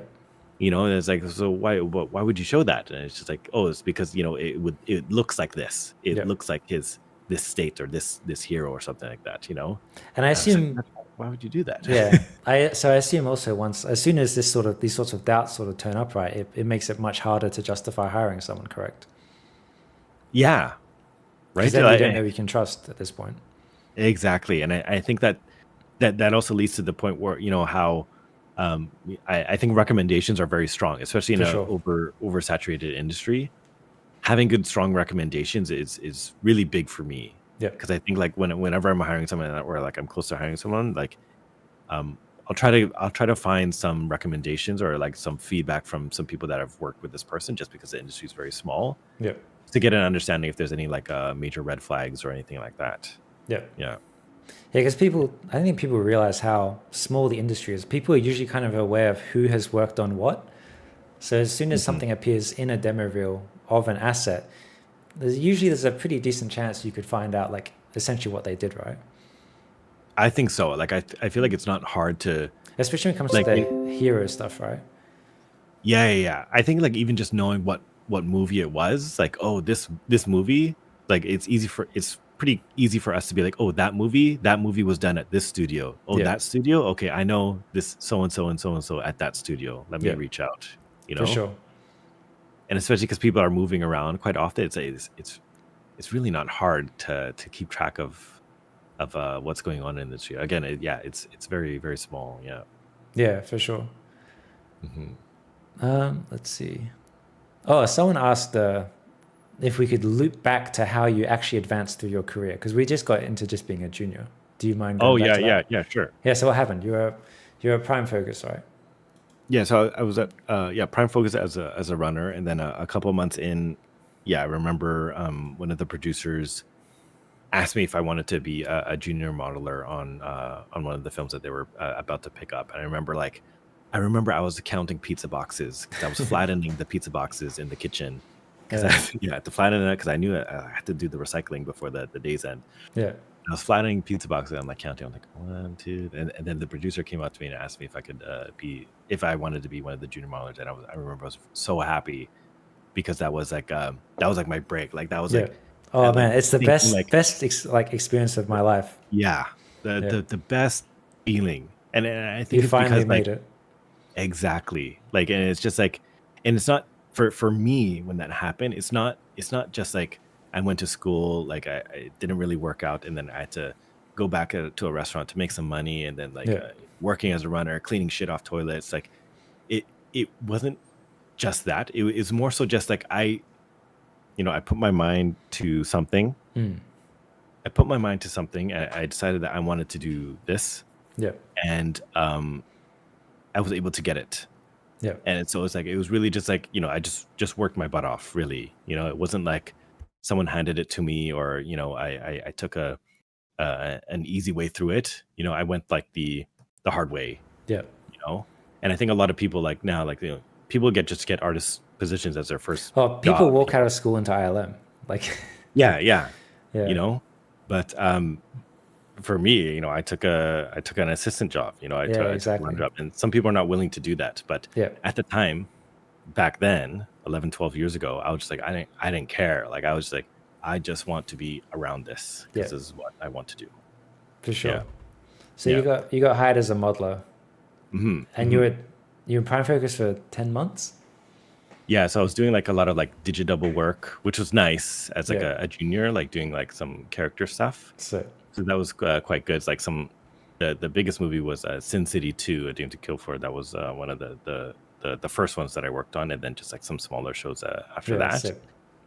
And then after that I went to Zoic. Oh yeah, I see on the screen. Yeah, I went to Zoic Yeah, I for got a your little LinkedIn bit. up. hmm And then I did some more like digidouble work, like Crouching Tiger, Hidden Dragon, the sequel to that, which was so fun. Like some of these, you'll always have like these weird shows that like no one cares about, but But they were like good you did experiences, something right? cool, or like it was a good experience. Yeah. Like so that was definitely one of them for sure. And then so after Zoic, I went to EA because they wanted to have more like film Yeah. people in doing their like next gen stuff. Mm. But then when I got there, like even though the facility is like amazing, Oh it's like yeah, it's literally great. the best place to, like you could They got like soccer field and everything. It's crazy. literally a full size soccer field, a full like indoor basketball court. Like there's you can get a chiropractic treatment there. There's a gym inside there. Like the cafeteria is crazy. Like Yeah. you can bring dogs there. There's like a dog park there. Like Really? you can rent games or movies whenever you want. Like Sick. it was so great. And like your seat, like your cubicle is like huge. It's always massive. And Damn. it's like it's so cool to be in there. But after working there, like working in games, like my first stint in games, like I just wanted to just like try it out. Yeah. But I realized that like there was only so much that I could do Yeah. to make something better. So in this case, like for FIFA, like I was working on like the star heads, like like Messi, Ronaldo. I'm not a football guy, but Yeah. so working on the heads and like doing like expressions for the heads. And then I remember like there was only so much I can do because like the engine, like to change an expression, I could only update a normal map. Really? And then so I would so it's like even if I change like the shape of the geometry on the face to make an expression look more realistic, Yeah. like the reference, I couldn't get this updated because the rig wouldn't hit that expression, so it's not like a corrective shape on that expression. It's just like the change of the normal map. And at the time I was just like, is this all I can do? Like I remember I was like, I feel like I can offer more. Like I feel like that. And so I felt it was, I didn't feel good because I felt like after Zoic, like I felt like my trajectory was going higher. And then I felt like I wanted to do more. Yeah. And so even though the facility was the best facility imaginable in the city, probably of any studio, I just didn't really feel like I was getting what I was after. Like creatively and technically, I wasn't stimulated enough. Yeah. And at the time, like I was still applying to other places just to kind of like shop around. And I remember like I got rejected by DNEG initially twice. And I remember like they would just say the same thing over and over again, that like I don't qualify or I don't meet the expectations or something like that. Yeah. And then this was when DNA Vancouver like just opened up, and then I had Man, a good friend of mine. That's so Yeah, funny. yeah. You end up as the model supervisor eventually. But anyway, so continue the story. Yeah, so I had that's funny. I had a good friend of mine who was a junior with me at Prime Focus. She was one of the first artists that started at DNIG Vancouver when it opened up. Yeah. And she asked me if I was like looking, and I was like, oh, I'm at EA, but like I wouldn't mind trying. And then so I sent her my stuff, and then she gave me a recommendation. And this was after I was already rejected twice. I was like, I don't know. I've applied twice. They rejected me. I don't know if it'll Man, work. this shows the power of a connection, hey? Yeah. Honestly, like if it weren't for that, I don't know if I would have gotten in, you know? Yeah. So the timing really like worked out. And this was the time where they were kind of like hiring. They were trying to like really ramp up. Yep. So I eventually got an interview, and then I got it. And even though like I remember I think I got like less money than I was getting at EA. But it's more on the trajectory of where you want to go, right? Exactly. But like for me, like, and like for like all my contracts, I've never like ended early. So me ending the EA contract early, because I think it was like set to be there for a year, but I ended up like, it says 3 months, but really I was only there for like about like a month. Really? Okay. The way that LinkedIn times it, it's like if it's like a week over, then it counts as like another month. Oh, okay. Yeah. So it's like a week and or a month and some change, you know? Damn. So I really did not like the idea of giving up on this contract. Yeah. Because I already worked so hard for like everything that I had at that time, where I was like, why would I just like end this, you know, for a chance at something else? Yeah. And that was hard for me to kind of get over, because I was like really scared to make that kind of leap. Yep. For But sure. I'm glad I did, because eventually, I got hired as a build TD, as a modeler and a texture artist at DNEG. And then it started off, I think, with like, it was like a 6-month contract. Yeah. And then after the 6 months, it was like an extended for a year. Yeah. And then after I was extended for a year, then they gave me a staff contract. Sick, dude. And then I was there for the next 6 years or something like that. Yeah. And then so during this time, like, got to work on a lot of cool projects. Man, you worked on some cool projects like Blade Runner, Pacific Rim, Battle Angel, Alita. I would have loved to work on these. Alita was your first lead project, right? Sick. Yeah, but it was like right after Pacific Rim and Blade Runner. Without going into specifics, how did you transition to lead? I think like early on in my time at DNEG, when I first started, like on those earlier shows, like I would always always had that mentality of like, I just want to help, you know, like, so I didn't care about like money or title or anything at the time. I was just like, if I feel like I can help with the problem, I always just wanted to help. For sure. But I feel like maybe that's what they recognized, and that's why maybe they gave me longer contracts, and they wanted to keep me on, or maybe it's because I was just cheap at the time. But I always just like, I wanted to be helpful. So I was always there to like help with the conversations or spark conversations, and drives development or something like that, or help out other artists and whatnot. So if anyone had a problem like with like ZBrush or something like that, like they would like ask me, and then like I'd help them out. Oh man, that's how I started talking to you, with ZBrush help. yeah. Sure, actually, yeah, we'll get into that one. Yeah. So go ahead. Oh, I was going to say, Alita was your first. Yeah, so Alita, my supervisor on Pacific Rim, Mark Austin, asked me to be a lead on Battle Angel Alita, and I was a bit hesitant because I wasn't sure. Like, I wasn't sure if that's what I wanted, but I just he said that he just wanted me on because of my attitude and my communication, and how I drive things and help out others. So he wanted a lead on that show. So I decided to take it, and then from then on, I was just like mostly the next all the other projects except for Men in Black. I was a lead on all those shows. So it kind of just like accelerated up from there. So really like DNIG itself, like from when I started, because I kind of went into DNIG as like a Just the mid, mid-level, right? Yeah. yeah, a mid-level artist. So every step of the way, like when it came to bigger projects or better assets, they always reviewed my contract. It was like year after year, they would always review it, and they always respected, what I did. They treated me very well, and they Nice. always compensated me at every step of the way. Like I know it's like it's much easier for people to like leave a studio and go to another studio to make more money, Yeah. but for me at DNIG, they just always treated me well, and Nice. yeah, like I owe them a lot for sure. Like I never had to like hassle for money or anything like that. Like it was always just like, oh, we're going to review and this is what we want to give you based on your performance. For sure. And I've Yeah. always been happy with it. So I was like, I guess like what I'm doing is just like what's expected or like is what they want, right? Yeah. So yeah, so it worked out. Yeah, for Yeah, sure. I feel DNEG has always been good to me as well, for sure. Yeah, I think I owe them a lot for sure. And it's just like even like the early staff contract, like being a mid-level artist and then being trusted with like having a staff contract and being like Very we don't rare in want the you to industry. leave. Yeah, we don't want you to leave, we want you to stay here for like the long term. Like that puts that there's a lot of trust there, right? And I Yeah. think like with that it also encourages me, right? Because if they have that trust in me, then it makes me want to fight more, right? And work harder, right?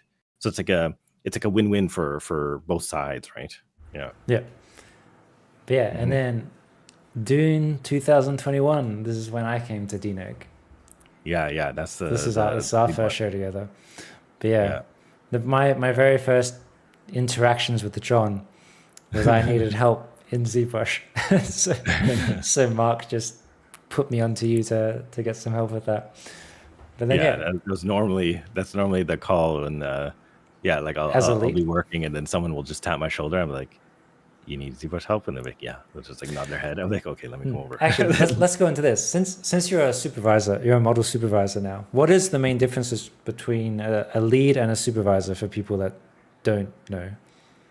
A lead and a supervisor. Oh, Yeah. okay.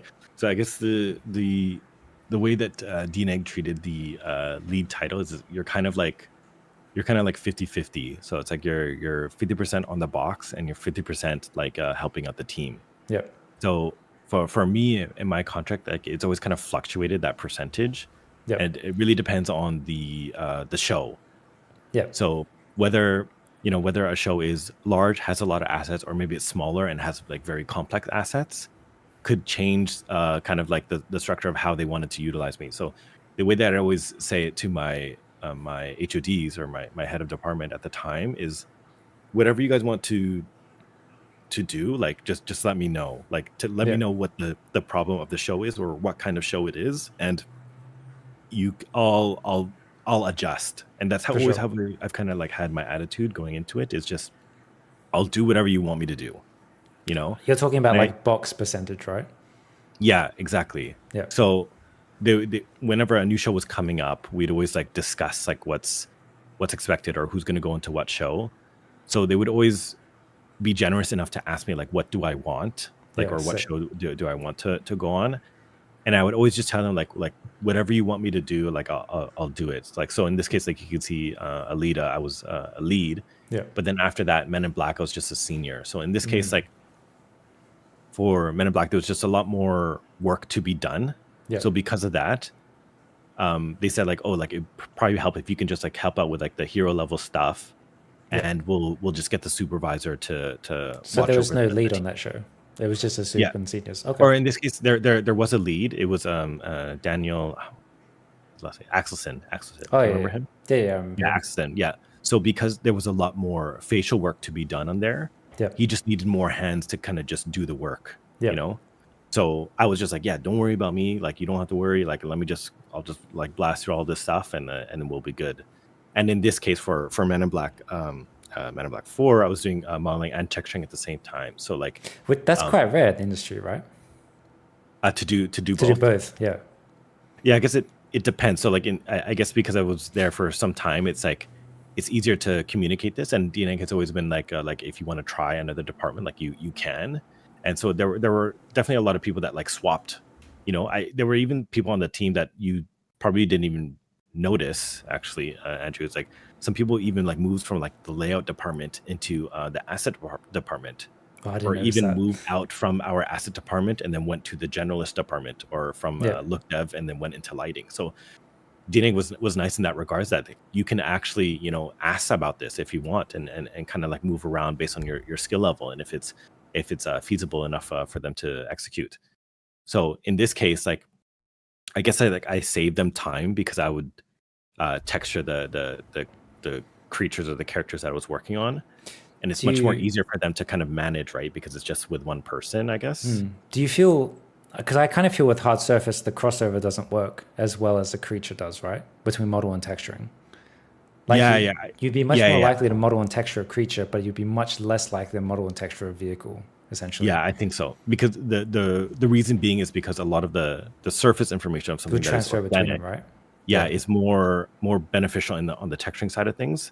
Yeah. So that really bridges kind of like that gap between the two, as if it were like something that were a hard surface, like a vehicle or So a ship. that's how you were able to model and texture the worm, right? For Dune.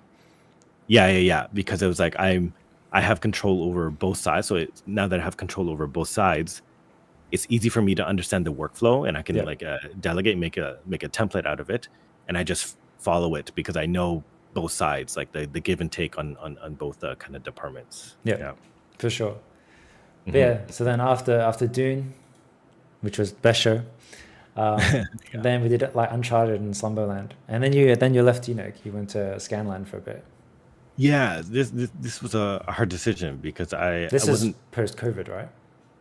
Yeah, this is this is right after we were working from home. Yeah. And then I remember the decision where I wanted to just try something new. Yeah. And an opportunity came up at Scanline as a lead modeler there, and I decided to take it. Yeah. And it was hard. I remember like it was hard, like leaving the team, like because I've been there for so long. Like 6 years. 6 years is a long time for VFX time for at people one studio. Yeah. So it was hard because I like essentially like grew up there, So leaving that was very difficult. And then I went to Scanline, and it was such a new, different kind of challenge. They used to use Max. Yeah, they use Max for like the look dev, so like you can still like work in Maya. So but does the pipeline go through Max? I think like I forgot how it works. We would still publish everything through Maya. Oh, interesting. But Max look dev would always pick it up. Yeah, and that's where I think they would light it or something like that. Interesting. Yeah. Okay. Yeah, but it was working on the Flash was a crazy show. Like probably one of the most craziest shows that I've ever worked on. And this is at like a time for Scanline where they were very, very busy, and the transition of working from home and COVID. Did they also get bought by Netflix as well? Oh yeah, that was happening around the time when I was there too. Interesting. Yeah, even though I didn't really feel an effect of it. Yeah, I just knew that there was like a lot of commotion like around it. Yeah, for sure. But I remember, I worked on that show for like, it was like literally like a year. Yeah. And then back to and then Dino. Reese, for Doom Part 2, For Doom Part 2, they essentially got the old crew back together. That's when I also went back to Dino. I remember this. I remember, because Reese, the VFX soup on Dune Part 2, I remember he reached out saying that they're gonna make some more sandworms. Yeah. So then he's like, you want to come back? And then I was like, okay. I remember I was like, oh, this is gonna like I have to have like another difficult conversation a year later. Yeah. And but Scanline was, they took it well. They understood. Like I mean, you already gave them a year. A year is a long time. Yeah, it's a long time. I mean, granted, like they were like everything was like getting better. Like the trajectory was like looking really good. So like I wanted to stay around, but it was just the fact. It was literally just the fact that it was Dune. Like that was literally that's what pulled us all back. Yeah. So like how do you say no? How do you say no to that? Yeah, because you also know all the other team is coming back as well, right? Yeah, and I knew, like, I remember talking to everyone, and they're like, "Oh, this guy's coming back, and she's coming back, and he's coming back," and I was like, "Oh man, like how, like it was just like a reunion." Yeah, And and thankfully so, because that relieved a lot of stress for us too. I think Yeah, because a lot of that original crew kind of came back. for sure. Yeah, yeah. So you were lead at DNEG again, and it looks like you were Mhm. model supervisor 2 months ago. Yeah. So then I started the modeling supervisor role. 2 months ago. Yeah, Sick. Congrats, man. That's very yeah. cool. Thank you. Yeah, so like or at least the modeling supervisor role for me doesn't really change too much what I'm doing. Like I'm Yeah, still mentoring, I'm still helping out, I'm still doing helping with the bidding, still doing interviews, yeah, still doing work. for sure. Um, and I think that, but that's what's nice about DNIG is that when it came to any of my like title changes and whatnot, it was um, it was always like a question rather than like this is what you're gonna do, For sure. which I appreciate a lot because they would take my concerns into consideration, um, and be like how do you want to navigate this? Like how do you want to work within this position? And Yeah, they were always very receptive to it in terms of like what I wanted to do in terms of like for instance like I wanted to be able to do work still, yeah, because I don't want to just delegate. I don't want to just tell people what to do. yeah. I want to be close to the work. I want to understand the problems from like You want to working stay with up to the date with the veterans. technology. Yeah, I want to stay up to date. I don't want to feel like left behind in terms of like Yeah, the technical issues. And I don't want to just look at shotgun or like look at a Excel spreadsheet all day. yeah, I don't want to look at those numbers. Like I want to help out. yeah. So they were able to accommodate that, and so it's like it's not really like my title. It's kind of just like more of the same Yeah. that I've always been doing, I guess. Yeah. Do you ever think back, like the fact that you were like, how back to when you were a facility assistant, like how much of a massive jump you've had over your career? Like, did you ever imagine you would be the sole model supervisor at DNEG Vancouver? I don't think I ever thought, honestly, like going throughout my career, there was never a point where I thought about Like the higher path? titles. Yeah, Yeah, I never thought about like how do I move up. I never thought that. Like when I was asked to become a lead, or when I was asked to become a supervisor, I was only ever asked. I never said like, hey, like I want to do this. yeah, Like this is what I want, or else I'm gonna leave or something like that. for sure. I was always just like uh, called for it.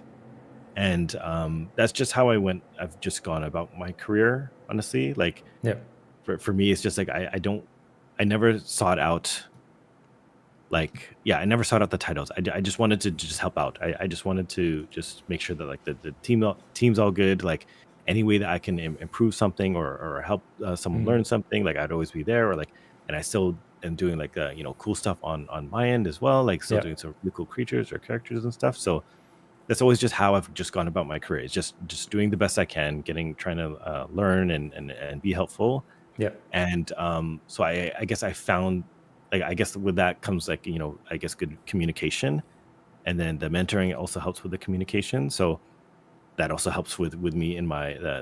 the leadership roles and the supervision roles. So it just kind of worked out that way, and I think that that's a good thing to kind of like for like the next generation, or like anyone young coming into it. It's like Yeah, money will come. for sure. Titles will come. Like you should just focus on like yourself. Like how do you just perfect your own personal way of working, Yeah, and how do you up your communication skills? How do you sell the best service possible to yeah. whatever studio that you're going to be working at? And I think that should be like priority number one, I think. Yeah. It's funny because like your approach to your career is actually pretty different to mine. I was very vocal about what I wanted, actually, Mm-hmm. but it was never about title, and it was never. I never essentially forced what I wanted, but I was always just very vocal about my excitement to do something, and then Oh I yeah, and I then I mean, yeah. delivered. No, for Yeah, sure, for sure.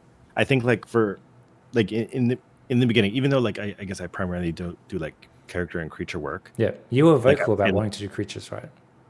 I think But actually not in a not like push. Oh, really? even yeah, Interesting. like even in the beginning, like if you scroll down, like you can see like when I was doing like stuff like Blade Runner Yeah, and like those early shows, like I never Pacific Rim, Star Trek, like Miss Peregrine's, like all these shows, like I would stumble upon doing organic and creature stuff, But then you would but prove I never yourself. had a preference. I never said Interesting. to them like, oh, this is what I want to do. This is what I should do. Like, I want to do this or else I'm going to go. Like, Yep.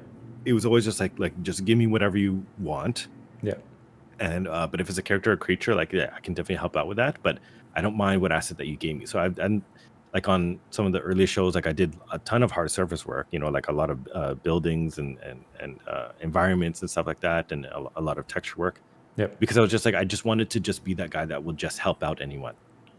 And yeah, that's just how I just treated my career. And then eventually in the later years, they just kept giving me more creature work and giving me more character work because I just ended up, I guess, doing the same thing over and over again. And then I guess I Interesting. just did it well enough to where they asked me to just do it again. So you just stumbled across the worm essentially.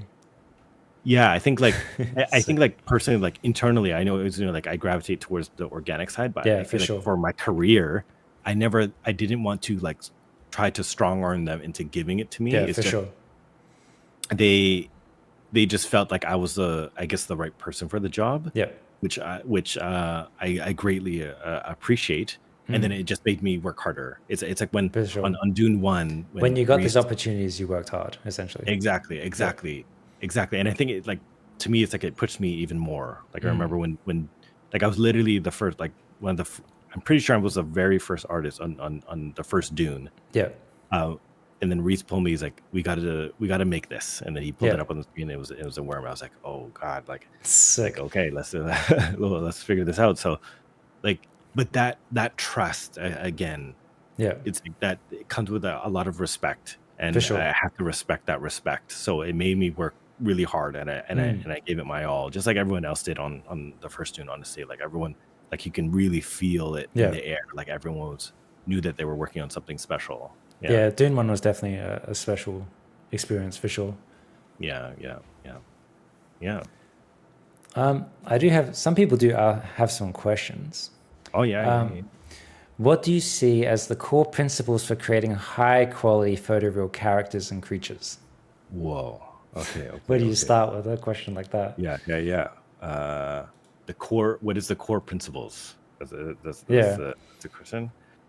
I think like I think really like it's about observation, and I think like you can relate this to anything that you create. Like to be honest, like you don't really even need to, like when it comes to like organic assets, like you don't need to know every single name of every single muscle in the human body. Yeah.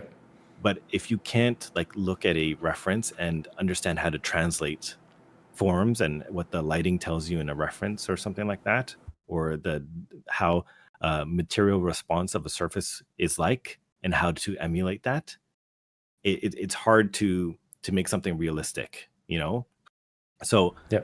the best way to get about this is to just to really try to analyze what you're looking at, and it's like, how do I achieve that look, right? Yeah. And again, you can apply that to anything, whether it's you're doing a hard surface or organic, or So studying reference essentially is the most important yeah, thing. I think that's what it is. Like whenever I'm trying to teach like a student how to like analyze like a face, all the students try to think about like, oh, I'm reading so much anatomy books, I'm doing all this stuff. I'm just like, yeah, like you're doing that, but then everything that you're sculpting isn't really translating to what you're learning. So why don't we just break down to just simply, it's like, what do you see? Like Yeah. I'll let you ask them, like I'll pull up a picture of a face. I'll be like, what do you see? Like like tell me like the features that you see in this reference, and how do you expect to try to emulate it? Yeah. And start as simply as that. Always start for like from like the largest forms, like your primary forms, and then your secondary forms, and then your tertiary forms, just like anything, right? Yeah. It's always like, how can you achieve something as broadly as possible, and then refine and refine and refine. Yeah. Because a lot of students will tend to want to jump to the detail very For fast, sure. right? In the hard surface is the same thing, right? Yeah, like anything. Yeah. It's like anything, like because that's the fun. They think is like that's the fun stuff. That's what will sell it, right? Oh, But yeah. really, like it's like the primary forms, the shapes that you can tell if someone knows what they're doing based on like their primary shapes. Yeah. It shouldn't take details to show their skill. Yeah. Oh man, especially like the amount of confidence it gives you if all the base forms are correct first, and then you add like the detail is the easy part, right? Yeah, it's like the last 20% or something Yeah. like that. That's Yeah, why but then I've it will fail. It will fail if that 80 or 90% is not there. for sure. Yeah.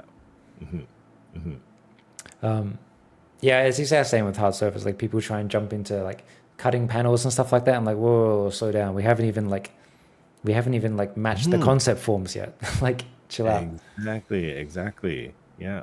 Yeah. Oh, it is something. As a 3D supervisor, what are your best practices to keep artists aligned with a project's vision art style? Oh. Best practice to keep Yeah, I artists guess aligned. can we expand this to how do you deal with difficult artists?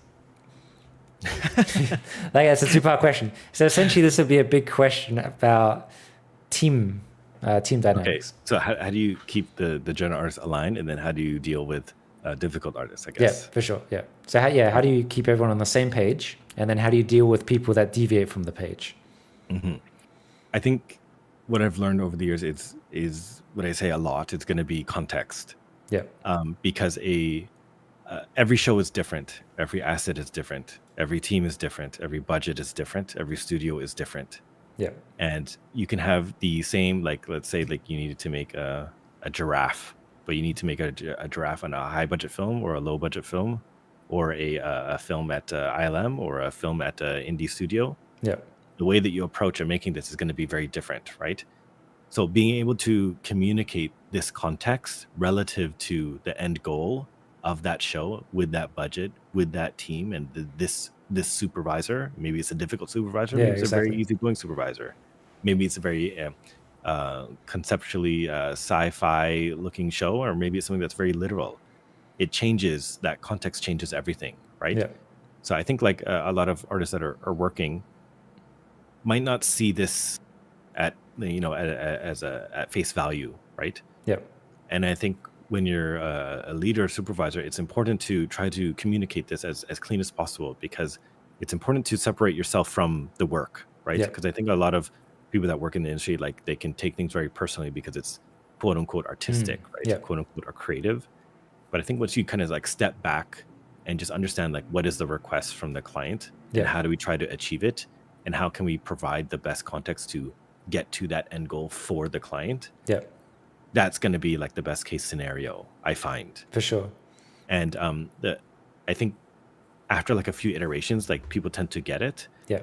But some of the like the difficult artists that I've worked with, can like, I- don't understand this. Yeah. I was gonna kind of jump in and add to the fact that like another simple thing of like stepping back away from yourself is like even just simple thing of like presenting your work how the supervisor wants the work presented. Like Mhm. even if like you like to do a certain way, if the VFX supervisor requests it's this way, you have to do it right. And that's Yeah. a big part of stepping back from yourself and just doing what's required essentially. Like, again, you can have like It can be the smallest thing, like just how you do your turntables. yeah, and it's Yeah. just like, but that you'll only like the supervision side can probably get a better grasp of this, because Yeah. they're presented with these types of contexts and Yeah, bumps in the road more than the artist, right? for sure. But Because then you're because seeing the artist, everyone, right? yeah, exactly. And you're always talking with the supervisors and the other department supervisors. Yeah. But then the artists aren't talking to the other supervisors. The artists are, they're just working, right? Yeah. So if there's an absence of that context, of course they should react Yeah. in that way, right? They should Yeah. have maybe a difficult time trying to understand why the supervisor wants it done this way, or why the supervisor wants it this way. That doesn't align the way that the artist wants to do it. Yeah. Of course. So, but that's where I guess I should come in, and to provide them context as to why they would like it this way, For sure. and why maybe the way that they're approaching it as the artist won't quite work in terms of trying to communicate what they're after. And it Right. might not even be that the artists themselves are like wrong. It's more just to get everyone on the same page of what's expected Exactly. for this And specific context. yeah, and they can get offended because it might sound like it's maybe too harsh or something like that. And Yeah. that's where like you just have to, as a supervisor, you have to be careful, because everyone comes from different walks of life, and working in this industry, everyone's from all over the globe. Like, I'm pretty sure there's like 10% Canadians in Yeah, I know, right? Everyone else is from everywhere else around the world, right? Yeah.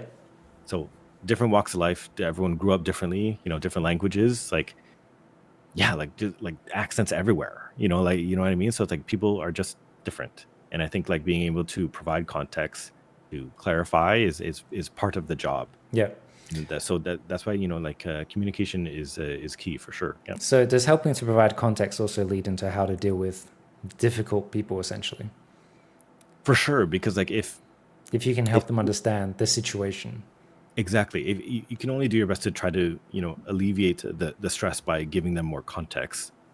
Yeah. But if that's not enough, then you kind of have a problem here, right? So it's Yeah. like if you can't communicate, just like Yeah. like remove the personalities out of the issue, or the names of these people out of the issue, the people out of the issue. Yeah. It comes down to this is what they would like, For sure. and if we can't get that or try to help them get to that point, then we're doing something wrong, and that's what's asked of us right now, is to helping the client get to this point. Yeah. For sure. So if the artist is having difficulties trying to understand that simple concept, Yeah. then it's not about the task. It's just about probably something internally that the artist is dealing with. They Yeah. could be very stressed out that day. They could have something went on in their life, or something like that, or in that week, and they're not having a good week.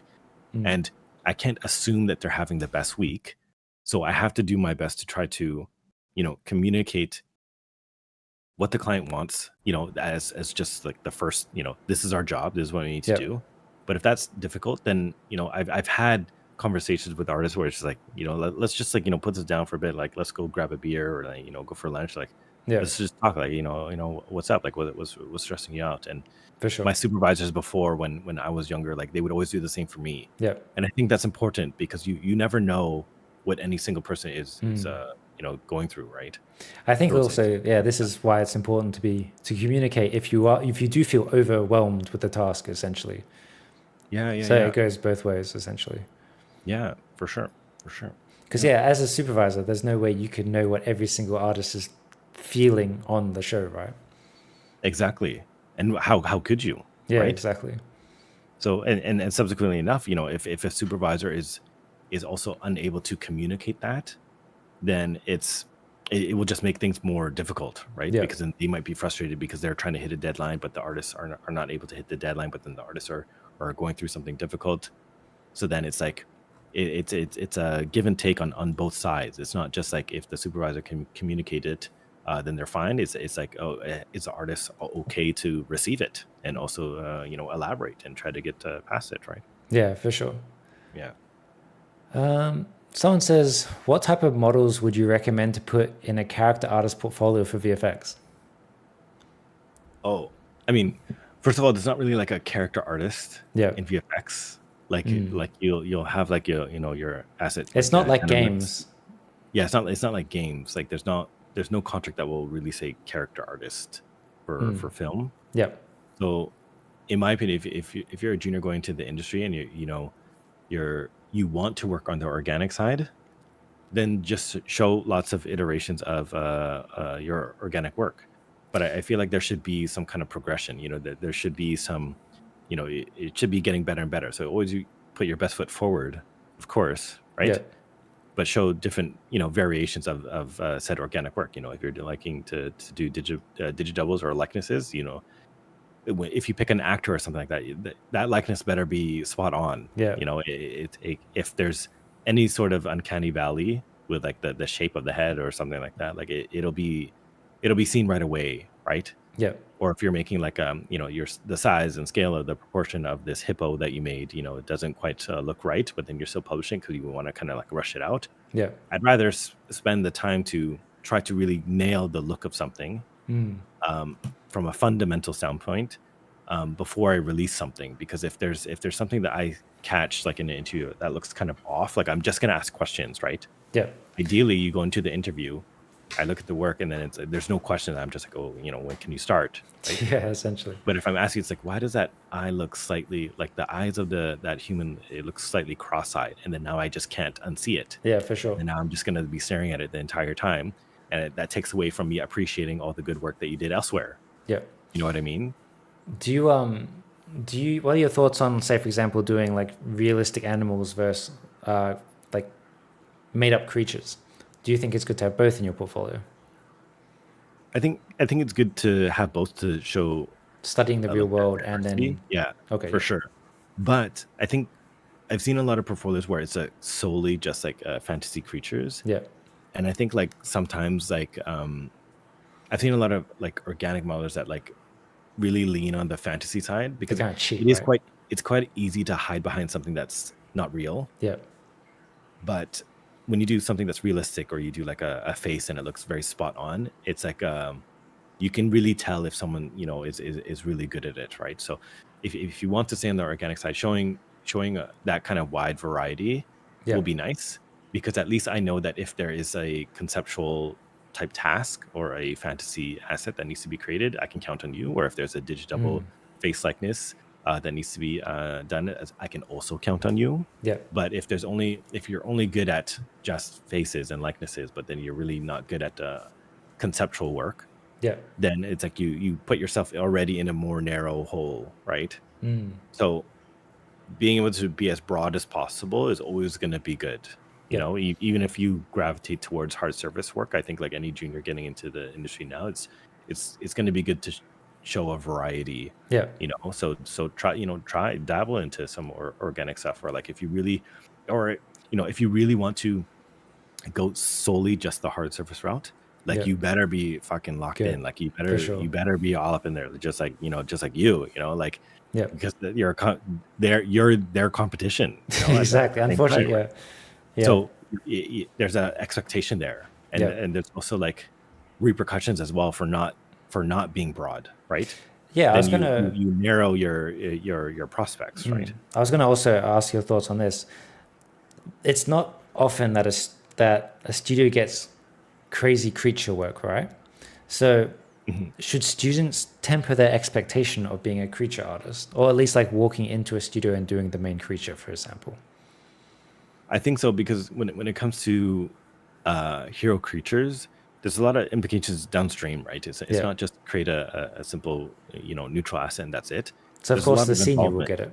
Yeah. Yeah, so it makes sense that the senior would get it, because there's a lot of discussion that needs to happen between the asset, the rigging team, Yeah. CFX, and animation, to ensure that the creature works out in the end, right? It's not just gonna be you make a model, you send it off, and you forget about it. There's Yeah. gonna be a lot of back and forth. It's not a linear process. Yeah. So I think, yeah, students should, yeah. I mean, it's hard because like just making the model itself of said creature is like half the battle, Yeah. right?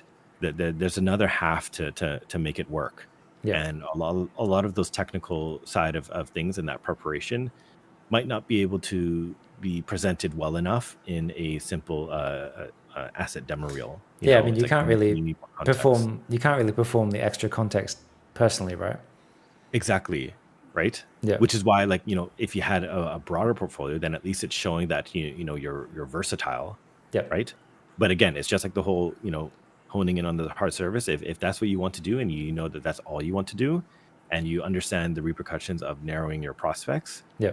then you better go all in, like For sure. 110%. Yeah. What are your thoughts on? For me, I feel like the optimal portfolio is essentially one thing from the real world to prove that you can match one to one, and one thing that's the concept to show you can problem solve. What are your thoughts on that? I think problem solving will be a factor no matter what, for sure. But concept But problem, do you feel concept problem solving is differently? Being able to so make up the back, for example, that you can't see. Yeah, so that's a good point, and I've encountered this a lot in during the mentorship, where Yep. what's something that's hard is like you can teach like someone how to like make a nice looking asset, but design is something that is a big hurdle, For sure. and not a lot of people have an eye for design, Yep. you know. So being able to solve what the concept looks like from the back can be very difficult Yep. for some people. And that doesn't mean that you're not good at creating an asset. Yep. But if you still made like a very good asset, but in terms of your design on the other side of it, it looks really bad, then That just holds it's just everything down. distracting. Yeah, for Exactly. sure. It'll take away from the good stuff that you've already done. I've You know? seen amazing looking models that look bad just because the design itself Yeah, doesn't look good. exactly. And it kind of Exactly. invalidates the whole model. Exactly.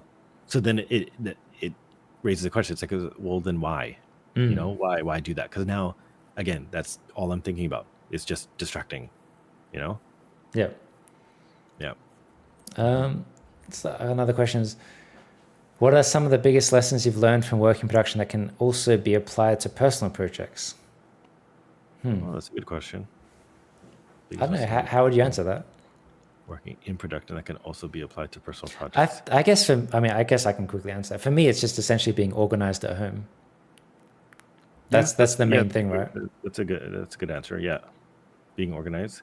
The thing is like the lessons that you learn working in production, some of the stuff that can't be realized in a personal project, Yeah. because with a personal project, unless you're doing the entire scope of the pipeline, let's say like you're one of those commercial type generalists where you'll make the asset, you'll make the layout, you'll do the camera, you'll do the rigging, the animation, the lighting, and the final comp in the end. Yeah. If you're that type of person, it'll be much easier to see production workflows done in that context. Yeah.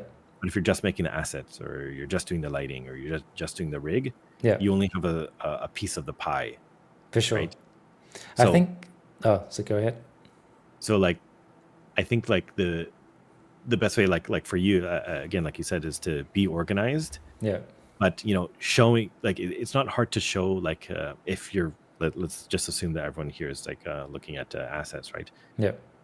There is a way to show assets that can work better for downstream departments. Yeah, like hierarchy, like organized hierarchy, proper UV layout, stuff like that, right? Or like an example that I like to use on the organic side is when sometimes they'll see like a character, right, and they have a costume, and it's like a very wrinkly cloak or something like that, and they just Z remesh this, so it's like it's just adhering to all the wrinkles, for example. So it can't be simmed correctly. Exactly. It can't be simmed. So if I were to see that in a demo reel, I would think that, they either don't understand the concept of cloth simulation, or they just don't care, or they're just not familiar of it. So now it's like I'm asking that question in my head, and then now I'm going to ask like, oh well, if they don't know this, but that's that kind of show that I have in mind for this candidate, then maybe they're not the right candidate. You know what I mean? And understanding that kind of knowledge is something that you'd only kind of get from learning it in production. Yeah, exactly. Right? I mean, like, I assume most people just assume they sculpt a nice looking cloth. Most people wouldn't assume you'd actually leave it basic for simulation later, right? Yeah, exactly. Some people just think like, oh, it's just cloth. It's going to be in this way forever. Yeah. It's rigged, and now you can't get rid of this giant wrinkle. It's baked in. And then now there's just wrinkles that you just can't get rid of. So then what? I think also a lot of the production workflows we go through are things you can't really simulate anyway. So say, for example, I could be working on an asset, and then 1 week in want to do a rigging test. So I need to quickly throw together a low poly version to get into the pipeline, and then bounce back onto working on this part. And then suddenly the client wants to see a close up of just the head worked on. Like this sort of workflow, just you can't really emulate outside of work. And this is obviously a big part of working in production that you don't really see as a student, is having to constantly bounce around based on the context of what's needed for each task. Yeah. Every day is different. It's different. Yeah. Nothing's the same. Yeah, exactly. Like you could work on the same airplane on multiple shows. But you'll make it differently based on the context. For sure.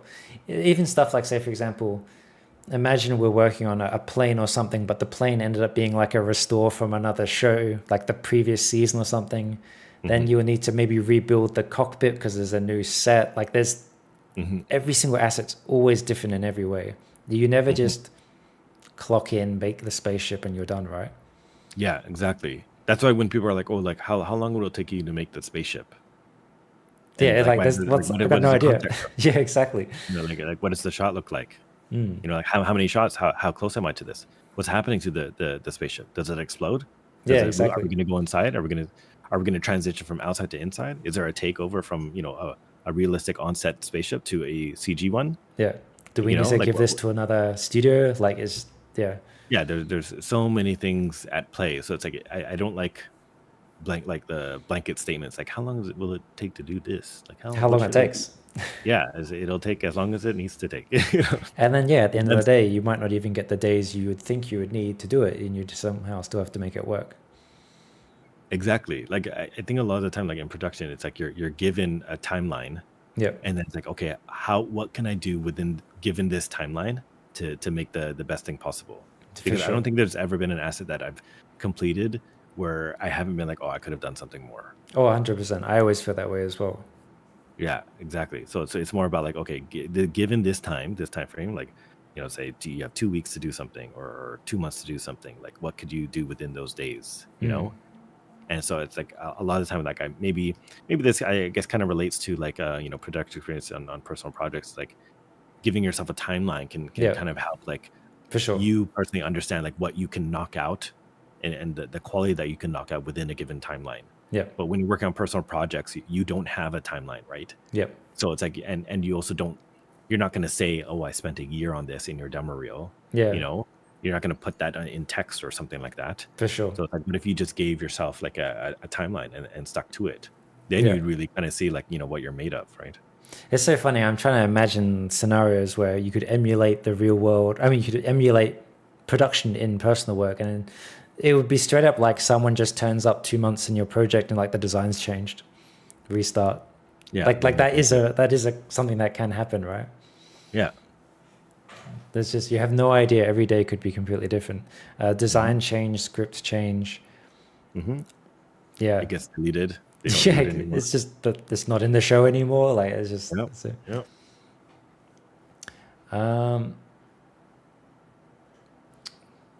So what is this question here? I don't. Would it be a bad thing for hireability if someone who had a AAA portfolio but lacked experience because they didn't want to work in a production environment or work in the industry at all? I don't really get what the question is. Would it be a bad thing for hireability if someone who had a AAA portfolio but lacked experience Because they didn't want to work in a production environment? I mean, that sounds very difficult. Yeah, wouldn't you just? Are you essentially just asking to be an enthusiast? Yeah, you're saying like I have an amazing portfolio, but I'm lacking experience because I didn't want to work in a production. Then it's irrelevant then, I guess. Yeah, that's gonna be very difficult. Yeah, I think that would be a bad thing.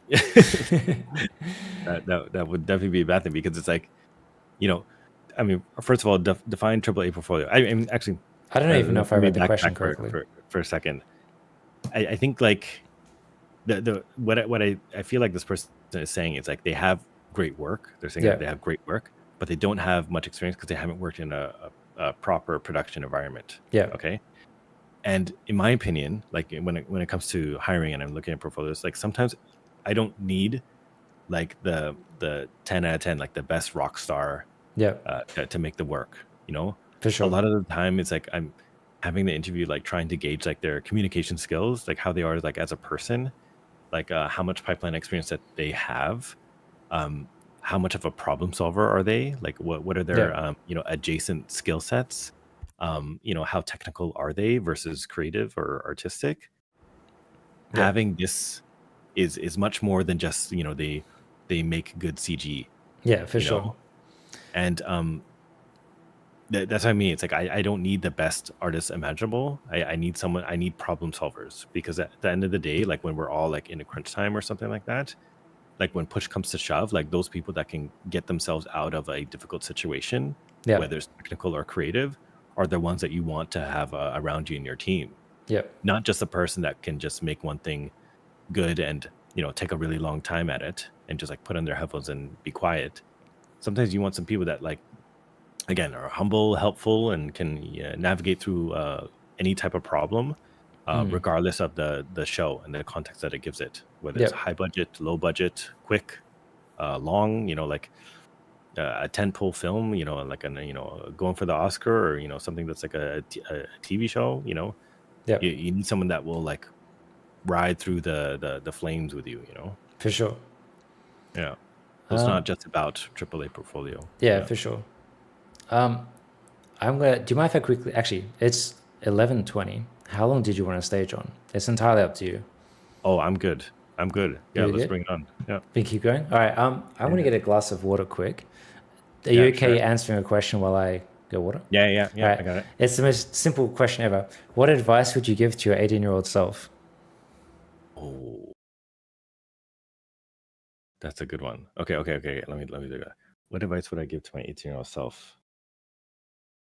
Honestly, I don't really have like regrets in terms of how I did everything. Like even if it was like the school that the cheap school that I went to, or taking 3 years to get into the industry, or deciding to take a runner position, I truly believe that I am at where I'm at because I took those difficult decisions, and so I wouldn't trade that for anything. So I don't like regret that I did those things, because I feel like, yeah, I wouldn't be where I'm at if it weren't for those said things. But if I were to give myself at 18 some advice, I guess relative to the industry, or getting into the industry, it's something that I tell my students now is make make more mistakes sooner and fail sooner. Because I feel like if you don't understand how or why, why you failed, like it's hard for you to understand like where you need to go um forward. So what I said is, Andrew, is Wait, yeah, what's up? what I said is, what I would tell my 18-year-old self is to fail sooner and fail faster. Yeah. Because I feel like a lot of students are so hesitant to take a leap of faith, in order to see kind of like how far to take something. Yep. And I feel a lot of students will just take like little baby steps at a time to figure out a problem. Yep. And sometimes like it's way better to just take it as far to where it will not work, Yep. and then you dial it back a little bit.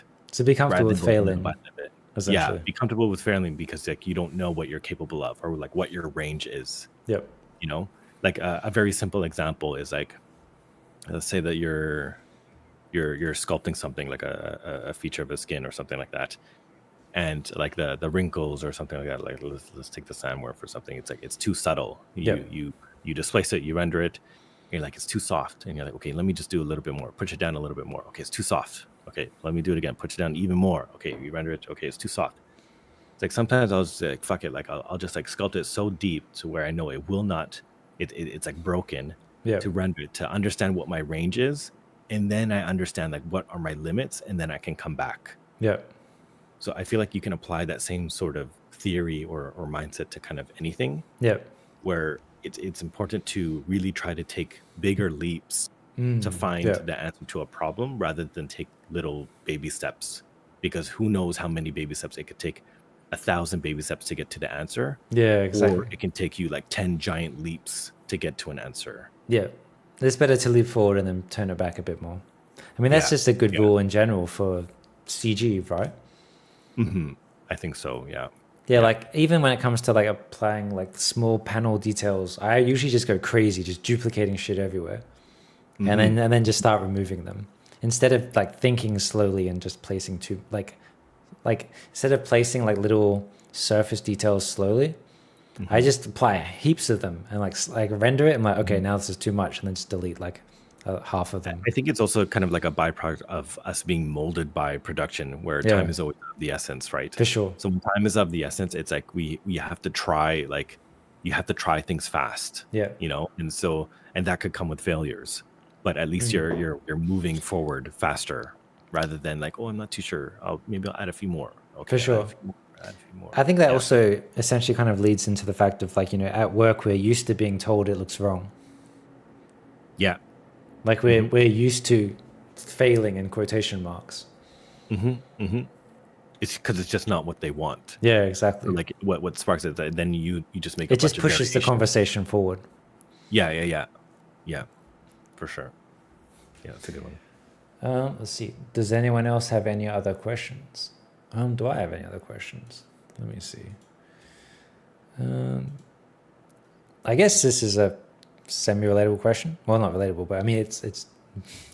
I don't know how it is with the job market at the moment, but how would you get a job in VFX? What are your recommendations for students getting a job right now? Let's say in general, but also let's extend it to a second part of right now because of the state of the industry. I think it's kind of, I guess it's the same answer for both. I think like right now, like this is like unprecedented times, right? Yeah. But I think 2025 looks Looks like pretty the good work's coming back, right? for everyone. Yeah. Yeah. So, which is a good thing. But I think like if I were a junior that doesn't have that much experience, is just what I always say is just to constantly just like update your portfolio. Like I don't like it when a student just makes one thing and then they just sit on it and then just like, how come I'm not getting any prospects? Like Yeah. I would rather like you just do another little mini project. Yeah. You know, it's to do like a 2-week project. You know, like see what you're made of in those 2 weeks. So Like, just take it keep from start to working. finish. Yeah, just keep working, like expanding your portfolio, like do something broad, like learn something new, like like having like a niche skill can be beneficial. You know, like a new piece of software that can aid you, or like even Yeah. like learning some Learning scripting or something Houdini like or that. something, right? Yeah, like something like that, because that will make you kind of like stand out. I'll always notice those people that like are good as artists, but then they're like, oh, I actually have done some rigging too. It's like, oh, that's actually pretty beneficial. Yeah. Like that knowledge is very helpful. So Even if they won't rig, they still have the understanding of rigging, which will make them more employable. exactly. Or they haven't been paid to rig, or they haven't worked as a rigger. Like that. That's very good. I think juniors nowadays, like I think they need to be more broad. I think like again, like if you're gonna go very specialized, like you have to like be the best. Already very competitive. Like yeah, so the quality of the demo, it's like it has to be there no matter what, right? Yeah. Like how can you supplement it? Because yeah, the what I always say to students, like it will take 4 things. It will take your work, it will take connections, and then it will take timing and luck. Luck is the biggest one for me, I feel. Yeah, and like so the work already has to be at a high level, right? Yeah. And you have to break it down and show that you're capable of doing it creatively and technically, right? Yep. And then your connections have also need to be important, right? So like connections with recruiters, even going to events as a junior, connecting with other professionals. There's a nice and kind way of going to connect with professionals online. You don't just like pester anyone and everyone. Yeah, like be professional to the professionals.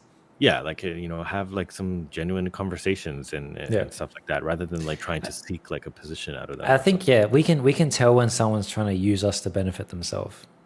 Yeah, and then normally like I won't respond. Exactly. Right? So and then like the timing and luck is like what you can't control, right? You can't control the timing of when a studio hires. Yeah. Like if when a show comes into the studio, you can't control this, right? Yeah. So they could hire at a moment's notice. Like there have been times where like oh, we need someone, and then like a week later they've hired someone. It'll be like that fast. Yeah, right? for sure. And then when it comes to like luck, it's like you can't control like who they hire. Like you could have the same 2 people made the exact same demo reel. One person will get hired over the other for a reason that you just do not control. It could be that maybe they're not as skilled as you are, or maybe they are, or maybe they just had a better interview. Maybe they had a recommendation. Maybe they didn't. Maybe there's just something that they said in terms of how they were describing their demo reel, either technically or creatively, that resonated well with the interviewer. And you just don't have control over this. So it's like it's easy to stress about like, oh, especially when you're in school, it's like, oh, why did my classmate get hired? And I don't feel like there's man. And like I hate hearing this, because like you have no idea. You really just have no idea. So and you have no control over this. Man, I remember there was one time where someone sent me 2 demo reels and asked me which one I thought was better, and I said, okay, this one I think is better. And then the person was like, that's my reel, but my friend is the one that got the job. I'm like, I like that. I don't know. I don't know the full context of the situation, right? It could be as simple as they knew someone in the studio. Yeah, I know, right? Or they could just be simply like they didn't need a visa. It could be that simple, right? Yeah, it's true. We have no idea what the context is, and it can simply just be luck. Like exactly. Yeah, like when I first got my first job in the industry, it was simply because MPC just happened to need modelers right away, and I just happened to be there. And yeah, that's Yeah, pretty much it's it. kind of like the same as me actually. Yeah, It's like they exactly. needed a bunch of juniors, and I was just like, oh, I'm ready. Yeah, exactly. Yeah, So I feel like it's essentially about working hard to put yourself into the best position to get lucky. yeah, because like when you say someone is like you're lucky, it's like they don't see it's like all the hard work that you put into it, right? For sure. So like why would you not put your best foot forward Yep. to ensure your chances, right? Whether that be continue to expand your portfolio, learn something new. Like why would you not want to do this? It's like you're only going to benefit from it. Yep. So that's why it's like when students are very stagnant or they don't want to do anything, they made their demo and now they're just taking a long break. Like some of the best students that I know are the ones that just kept going, For sure. kept going. Usually And they're the ones that get hired, the ones that just keep working, exactly. right? And it doesn't phase them too. They're not bothered by the fact that they need to expand their portfolio. They're just like, I just want to try something new. I want to try to learn something, and I'll make a little mini project surrounding that theory. Yeah. It's funny in saying that it's been 12 years now. I've never that I've been in the industry. I've never not had a personal project going. So if I can keep working when I don't need a job, I feel like a lot of other people can keep working if they want the job, of course. Yeah. Like again, like if someone out there is going to do it, like if you're not going to be doing it, like if you're not going to be learning something or expanding your portfolio, someone else is, for sure. So you know what I mean? Yeah. Someone says, what if you come up with a new demo reel every 2 weeks? Firstly, I think that's a bit too short. But they said, do recruiters still watch the latest? So what I would recommend is, say you send your demo reel to a recruiter, nothing really happens. I would maybe wait 3 months and have like a big jump between your two demo reels and then send it back to the recruiter, just informing them you've updated your reel. I think that's better than being like, hey, every 2 weeks, here's a new sculpt or whatever, right? What are your thoughts on that? I think like let's provide some context here, because if you're releasing a demo reel every 2 weeks, but maybe the quality isn't as good. It's not really. I mean, better. What can you do in 2 weeks, right? I guess it depends, right? So it's like if the quality is not getting any better, then it's hard to communicate or show that like you're also getting better. So it's like however long it may take to pump something else new out, sure, but you also have to consider that recruiters, like especially when it comes to like asset demo reels as opposed to all the other departments, we're only just like a small piece of the pie, right? They're looking at a ton of other things at the same time. I personally do not believe that recruiters are looking at demos and keeping up to date with everyone. For sure. I've had people reach out to me and be like, hey, like I updated something on my portfolio, if you want to check it out. It's just like I'm not checking this out, so like it just like they're so swamped, they're so busy. I think as long as your own personal workflow in these mini projects that you're doing, it's like you're improving and you're getting better, that'd be the best thing, and getting some good feedback either from some professionals or some acquaintances, like will be beneficial for you as well. And I guess I've even said to go ahead. I was gonna say, I guess if we just extend this outside of recruiters to just other professionals in general, I think more the point I'm trying to make is you don't want to hassle them. You want to show actual jumps in quality, like what you said, right? Exactly. So to me, I think like 3 months, that's a whole new project, right? So that also leads into one of the questions was, what do you mean by big jump? Does that mean one big project or maybe 3 smaller projects? For me, I would rather see a big new juicy project, if that makes sense. To me, like I had one student that like continued to just make some single props, but quality was very high. And what he did with these props is he walked in like a hallway and then tracked a shot, and then he put his asset into the shot. It was like a mixing, like a industrial mixing pot at like a bakery or something like that. And he tracked it like in the shot, and then he lit it in the shot, and it looked like it was part of the shot scene that he shot with his phone. Yeah. And even though it was a very simple prop, what he did with it showed a lot of skill. Yeah. And now I wouldn't think like, oh, I need to make this giant transformer For sure. I can Okay. grab some attention, because if the transformer looks half-assed, then it doesn't matter. Yeah. So really, it's like, if whether the project is 2 weeks, whether it's 3 As months, long as the quality is if, high, if right? if the quality is high and it looks good, you're onto something. But like that's where, like, having good, honest, proper feedback For sure. from hopefully a professional will be good. Yeah. Because maybe your classmates may think, oh yeah, that's great, but then realistically, it's like, that looks like shit. I mean, this might come off kind of blunt, but what do your classmates know about quality, essentially? Yeah, you don't know. It's just, I mean, they could be biased, Yeah. so you just don't know, and that's where having some professional insight is helpful. For sure. Yeah. Or I even think, like, there have been times where, like, people have reached out for mentorship and stuff, like, privately, and I think a mentorship, even if it might be like a session or two with a professional that offers that service, Yeah. I think can be very good, because sure. like, again, you get firsthand experience and trusted experience with someone that's actively working, and paying for their time to really try to analyze, like, where you're at, where you can go, where you need to take it, and and follow up with that can Yeah. also be very good, rather than you've graduated school, so now you don't have the industry professionals there, you don't have your classmates anymore, so now you're just like by yourself, like, what are you going to do? Like, this is where I think, like, a mentorship session or two or something like that can be very helpful and beneficial. Just to give you like a realistic touch base of where you are, essentially. Yeah, like, I feel like I wish I could have done that when Oh, I hell was yeah. a student. Yeah. Like, I don't know why I didn't think of this, like, to try. I mean, But I was guess it really it a wasn't thing like when we were? LinkedIn. Yeah, it's not like Yeah. there's no LinkedIn or like, yeah, there There's wasn't any no stage. casual live stream with two 12-year veterans Yeah, talking to each there other. wasn't Like, Twitch. Yeah, exactly. That's true. yeah. It's funny. Yeah. So would you encourage students to reach out to professionals? I think as long as it's tasteful, Yeah. I think as long as it's genuine, like, I think. I Sorry. would I would probably try. Yeah, I like to use the word genuine, because I feel like if someone reaches out with the intention of like, here's my work, give me a job, I think that comes off completely differently to, here's my work, what are your thoughts on it?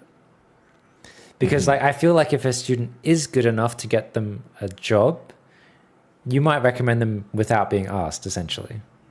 I feel it's much better to come off as wanting feedback, and then obviously if they're willing to help you get a job, that's something like the icing on cake, right? I would never want to approach a profession and be like, here's my portfolio, give me a job, pretty much. Yeah, I think if even if they had an open position, Yeah. I would never lean into any sort of idea or even hint at any idea of like, hey, could you help me get a job? Because that's a lot of like weight on the shoulders for someone who doesn't know you, right? Yeah, Because, like, recommendations hold weight. Yeah, exactly. So if I stick my neck out for you, just because we just had a genuine conversation, but we've never met before, I don't know what you're like as a person. Yeah. But you might sound nice through text, and then it fails. That doesn't look good on me, right? For sure. So you have to like consider that. So I think like it should be about just like seeking just genuine feedback. And like, but also do your own due diligence. Like if your own personal work like looks like, if you believe it's genuinely good and you've gotten feedback from others, then reaching out to like a senior professional could be that next step. Yeah. But if your stuff looks like ass and you personally don't believe it looks that great, like, do you want to waste that time? Because like then it's kind of like you might like ruin a connection there, right? But if your stuff is like genuinely great, you got some good feedback from your classmates, got some good feedback from your instructors, and everyone's saying that it's pretty good. It's like, okay, maybe I can ask a professional and see what they think, and that you could build a nice strong connection. Yeah. So you want to build genuine connection, right? Yeah, exactly. Yeah. Yeah, because we can kind of tell if like people kind of are trying to use us for their benefit, essentially. But I feel like if I've built like a genuine connection with someone over a period of time, I would be much more likely to stick my neck out for them. Exactly. Yeah, because then it's like, I believe in you. It's like, hey man, like I think you got a chance here. Like Yeah. your team's looking great. Like maybe you can make some little tweaks here and there. Maybe you need to adjust your Oh presentation. man. But And then if you it's do the feedback, oh my God, big brownie points. The amount of yeah, people that don't actually do the feedback after you hassle the professional is crazy. yeah. Because like what I'm investing. I'm also giving you my time of the day, right? So it's Yeah. like if you're not going to give that respect of of the following up or or reaching back out, it's kind of like, oh man, I'm not going to want to talk to you again, right? Yeah. Yeah, especially if they don't do the feedback right. It's like, well, why would I waste my time? Yeah, for sure. Yeah. This is a different question. Someone asked if I can answer this one quickly. Do film studios have permanent in-house concept artists? They do, but the teams are very small. A lot of the time, concept is usually on client side, and that's usually freelancers. Yeah, if you're talking about competition, it's probably way worse Yeah, than concept artists are the most competitive department ever. I think we got like two of them, right? yeah. Yeah. Yeah. Like, yeah, even like DNEG has like in Vancouver has like two concept artists, I think, and Yeah, one I of them think like is art director, so it's like not even a concept artist. I think like when we were at like the peak of our team, I don't know, it was maybe like 40 or 50 or something like that, and then like there was Full like three concept. concept artists or Yeah. something like that. Yeah. Yeah. Yeah, that would be hard to get into. Oh my god. But yeah, it's 11:40. I don't want to take up too much of your time. I really appreciate you being here so long. Does anyone have any last minute questions? But yeah, thanks so much for hopping on, man. I greatly appreciate it. I didn't intend for you to talk this long, but I really appreciate it, man. I'm sure everyone in this I room love will to as well. ramble, unfortunately. Man, I didn't even know your history either about starting as a runner and stuff. I think we ever talked about it Yeah, I think maybe we talked about it a little bit before. a I long always time tell ago. the story to my students because I try to give them context, like where I'm coming from For sure. going into the mentorship and like my stance on it. Like I take the mentorship seriously because I had a difficult time in Yeah, school, exactly. so I try Does to like that shake it up a bit. Yeah. does it also make you less not less able? Does it make you less tolerable of excuses, knowing that you came from a hard entry? A Like, little bit. yeah, A little bit, because I think like everyone has their own problems. Like everything's yeah, relative, right? for sure. So I understand that for sure. But when I was trying to get into the industry, like in those 3 years or 2 or 3 Yeah, years, like 3 years. That's crazy, man. yeah, like I had That a really very puts into difficult time. context. Yeah, Yeah, I remember like after school, like I lost my girlfriend. She said like I wasn't making any money, and I was like, I'm trying to like build up my career. I'm trying to like make my dream happen, and like that really hit me hard. It's just like, so like I went through my own trials and tribulations, but I knew that no matter what came, like I wasn't gonna give up. Like for giving sure. up wasn't like an option. Yep. So I just like stayed focused. Like I had the blinders on, and I just like powered through. Yep. So if I can kind of feel that kind of personality from the student. Like if they Yep. don't have that, if they're kind of just like complain to just complain, like I Will don't really buy you it. will you have this conversation with the student about like if you don't think they're cut out for it? Oh yeah. There's been plenty of times. I was about to say, yeah, No. But I think I've it's had, good. Yeah. yeah, because I'm honest. Like there'll be many times where I'll talk to the student.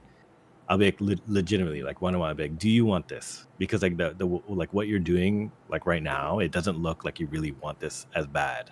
Yeah. Because like I'll always tell them, I was like, because when I was 3 years out of school and I still haven't got my job and I was scrubbing shit off toilets, as a runner, like Yeah. I wanted it fucking bad. Like, do you want it? Like, Yeah. what I Exactly. mean? So like, but then they're telling me like they don't want to, they don't want to start a new project, or they're having issues with their concept and you can't figure out like a technical problem. Just like you have to find a way around it. Yeah. Like, and me just telling you the answer is not the answer, right? Yeah. So like I always say that quote is like how bad do you want it?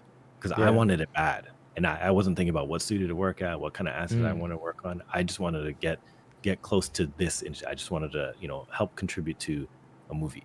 Yeah, So I for fucking sure. wanted it, So like, how bad do you want it? I think it's also like students have to be aware that they're also competing against Johns and Andrews in student form, like other students that do want it. And then when the rare job turns up, it's like, are you going to be like at the front of the line, or like what are you going to be? Like if you don't work hard, you essentially will just fall behind. Mm-hmm. And I see it with even like like new hires and stuff. Like even after interviewing, they could sound like very, very nice and pleasant, but then when it comes to working with them, like it's very different, But really, it should be about like, once you start the job, it's like that's where you should really push, like show them what you're actually made of and what you interviewed for, right? For sure. This might be kind of controversial. What are your thoughts on the fact of like what we're essentially pushing for is not work-life balance, which has kind of been a thing which has kind of popped up? What are your thoughts on Like in terms of like my mentality going into the job? industry? Yes. Yep. Because what we're advocating for is not work-life balance, or you know what I mean? I mean, when competition is high, Yep. like your hours are you're running out of hours in the day to get something done, right? Yep. So maybe I could have gotten my job sooner than 3 years, or maybe I could have taken longer. Yep. You know what I mean? But I think like if you don't do that, then someone else is gonna take it. For sure. Yeah. I mean, I'm I don't know what to 100. say, like- Yeah, I'm 100% your side as well. But I know, for example, people do, especially online, talk about the fact of how we shouldn't push for like a hardworking, only thing that's important in your life is work sort of thing. But for me, I kind of feel like breaking into the industry itself is kind of like that, and you don't really have much of a choice. And then the work-life balance can come later. That's how I kind of feel. But I feel like, but think about it, like in any industry, like don't even think about like VFX. Like, Yeah. what about like internships? I wish I had an internship. For sure. I wish I wish it was an unpaid internship. I wish I could have had that instead of scrubbing shit off toilets. You know what I mean? Like, Yeah, but is that not? But that's promoting like not getting paid. for sure. You know what I mean? But I would take that, at a moment's notice when I was at 10, 11, 12 years ago. You know what I mean? So, but again, like if you're not doing it, someone else will. Right? Yeah, I think that's the main point, though, right? Like people can advocate for work-life balance all they want, but at the end of the day, especially at the start when it's the most competitive, if you're not working hard, someone else is. And I feel like once you get in the industry and you've kind of proven yourself and established yourself for a few years, I feel that's when you can pull your foot off the pedal and focus more on work-life balance, which The hardest part is just getting in. Yeah, for sure. Because most people actually do this in VFX, I'd say. Because most VFX artists don't do personal work or like I do or anything like that, right? Yeah. But I feel like to get in, you kind of have to just accept that you have to work hard. Yeah. Like anything. It's just how it is. Yeah, for sure. Like just because this is quote unquote maybe a bit more creative than others, Yeah. shouldn't mean that you work less. Yeah, what I mean? exactly. So again, we're not saving lives here. You're working on movies. It's pixels on the screen, right? Yeah, you're pushing points. Yeah. And it's you can make good money. So like, what? Why would you not want to work hard for that? Like, I don't feel like I'm working every day. I still feel like I'm having fun, even though like I might be stressed out at a problem or something. Oh man, I still have not woken up on a Monday and wish the weekend was still here. Like I've never experienced that in 12 years. It's kind of crazy. But I've worked hard. On the weekend, like I want to, like sometimes, like I just want to like jump in. I just want to like do something. I want Monday to come. Yeah, I mean? exactly. Like, on Monday, like forget Friday, right? Yeah. Like, is that not like how amazing is that? Like how awesome of a feeling is that? So why would I not fucking work my ass off for that? Exactly. Right? Yeah. Yeah, I think it's just an interesting topic because, like, I know, for example, a lot of, I think especially going by Twitter and especially looking at a lot of games artists, they talk about how they regret working hard and advise other students to not do it, but then at the same time, to get to where they are, they worked hard. So I feel like you can't really tell people to not work hard while that's what you did to get in, I feel like. Yeah, that's why I tell my students, like, if you waited only 2 months and you haven't gotten any prospects, like try waiting 3 years. That's what I say to them. Yeah. Like every time someone complains about time, like, oh, like I don't know, like I'm like, if you can wait as long as I have, then you can complain. Yeah, exactly. It might be mean to say, but I'm just like I'm trying to tell them, like, if I can wait that long and I still have my head on my shoulder, and then I still scrub shit off toilets and fucking swept floors and shit, like Yeah. if I can still do that, and then I'm at where I'm at, like what does that say? Like I still push through like really shitty times to get through something very, very minuscule, like a Yeah. runner job. You know what I mean? So And it's just crazy to see where you ended up. Like, yeah, that's why. like That's why. lead on both dunes, building the modeling, texturing the worm, stuff like that. Yeah, like that's why I would say, like, I don't regret any of the choices that I made during that time. Like even picking the worst school. I mean, not the worst school. Like the cheapest school. Like having to relearn software, like having to work at a restaurant after school to pay my bills. Like I wouldn't take that up because I feel like that taught me a lesson that, like, it hit me so hard that it felt like such a big fail that it lit that fire under my ass. Yeah, intense perseverance, right? Yeah, that perseverance. That's why I said it's like that's one of the biggest things. Like if you don't have that will, that strong will, or that perseverance to push on through, maybe this actually isn't the industry for you. For Maybe sure. this isn't the job that you might want to do, because this can be very stressful sometimes, right? Yeah. But it's also very, very rewarding. For sure. Because I feel like for me, coming from a runner, dropping everything in Australia, moving to London with nothing Yeah, I essentially. can't even imagine. I didn't even do that. Like I lucked out. Like I'm born and raised here. Yeah. I didn't even have to do that. I can't even fucking imagine if I had to do that in another country by myself. Yeah. That's way that I think of that as harder than me waiting 3 years, honestly, because like I'm so timid and shy, early on in my career, that I couldn't fathom like thinking that, like, oh, I need to move to the UK in order to get a runner job to work. I guess this is also kind of the reality, is you are competing against people that will be willing to do that. Yeah, exactly, right? Yeah. It's almost midnight, man. I'll let you get going. Yeah, all good. Wait, one last question, actually. What are your thoughts on Blender in the VFX industry? Okay, I'm gonna wrap it up. Yeah, very simply, it's a cool tool. I think it has its uses for sure, but it doesn't define whether or not you'll be successful in the industry. I don't think. It's not. Unfortunately, it's like. It's like let's use my analogy. You're a painter painting my house. Yeah. Like let's say that I want you to paint my house. It's a big house, so but then the painter says, instead of using the standard paint roller to paint the house, they're gonna use a piece of rope to paint my house. They're gonna dip the rope and then they're gonna slap it against my house.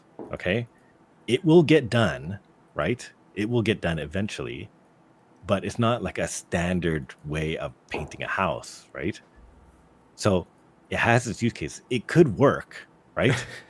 But it's not what the other painters are using. You know what I mean? Man, that's such a fucking good analogy, man. What the hell? Yeah, but exactly. But Blender's free. That the piece of the rope was free. It's what about like the stick you find on the floor? Use that to paint the house. Or like a smaller, like a paintbrush. Like a small paintbrush versus like a paint roller. And then what happens on using it? And then what happens when other painters need to use the same? They need to pick up the brush while you're on lunch break, or you're the rope. Yeah. The person holding the rope, the Blender guy, wants to use the roller, and they're like, I don't know how to hold this. Do I use my teeth? And then everyone that's using rollers, all the other painters are using rollers. They're like, oh, this guy. Yeah. Fuck, man. That's the best way of describing the situation for sure.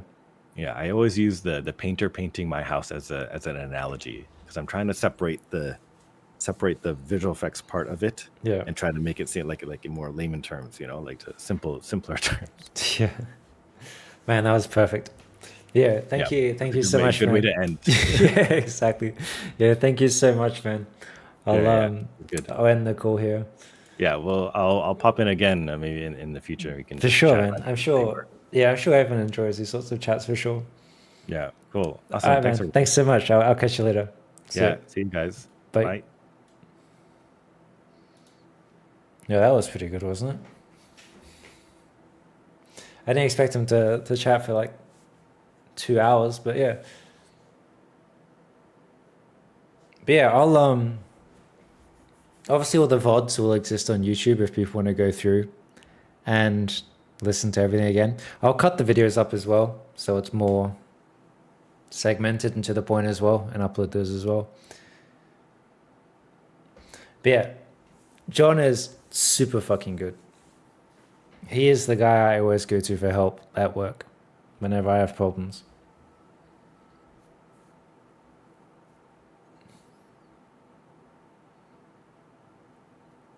You attempted to leave, then we started discussing the struggle and you were hooked.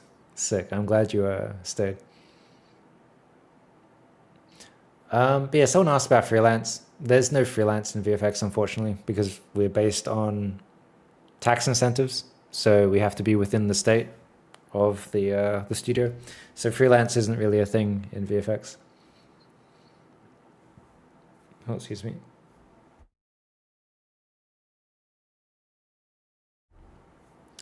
Yeah, I think I just read that. But yeah, thanks for tuning, everyone. I greatly appreciate it. If you want to go back and watch the VOD, it's going to be on YouTube because Twitch doesn't keep VODs. So yeah. Thanks. Oh yeah, sorry. You asked about cover letters. I don't think I've written a cover letter in my life. Like, but in saying that, you might want to write a cover letter. I've never written a cover letter though.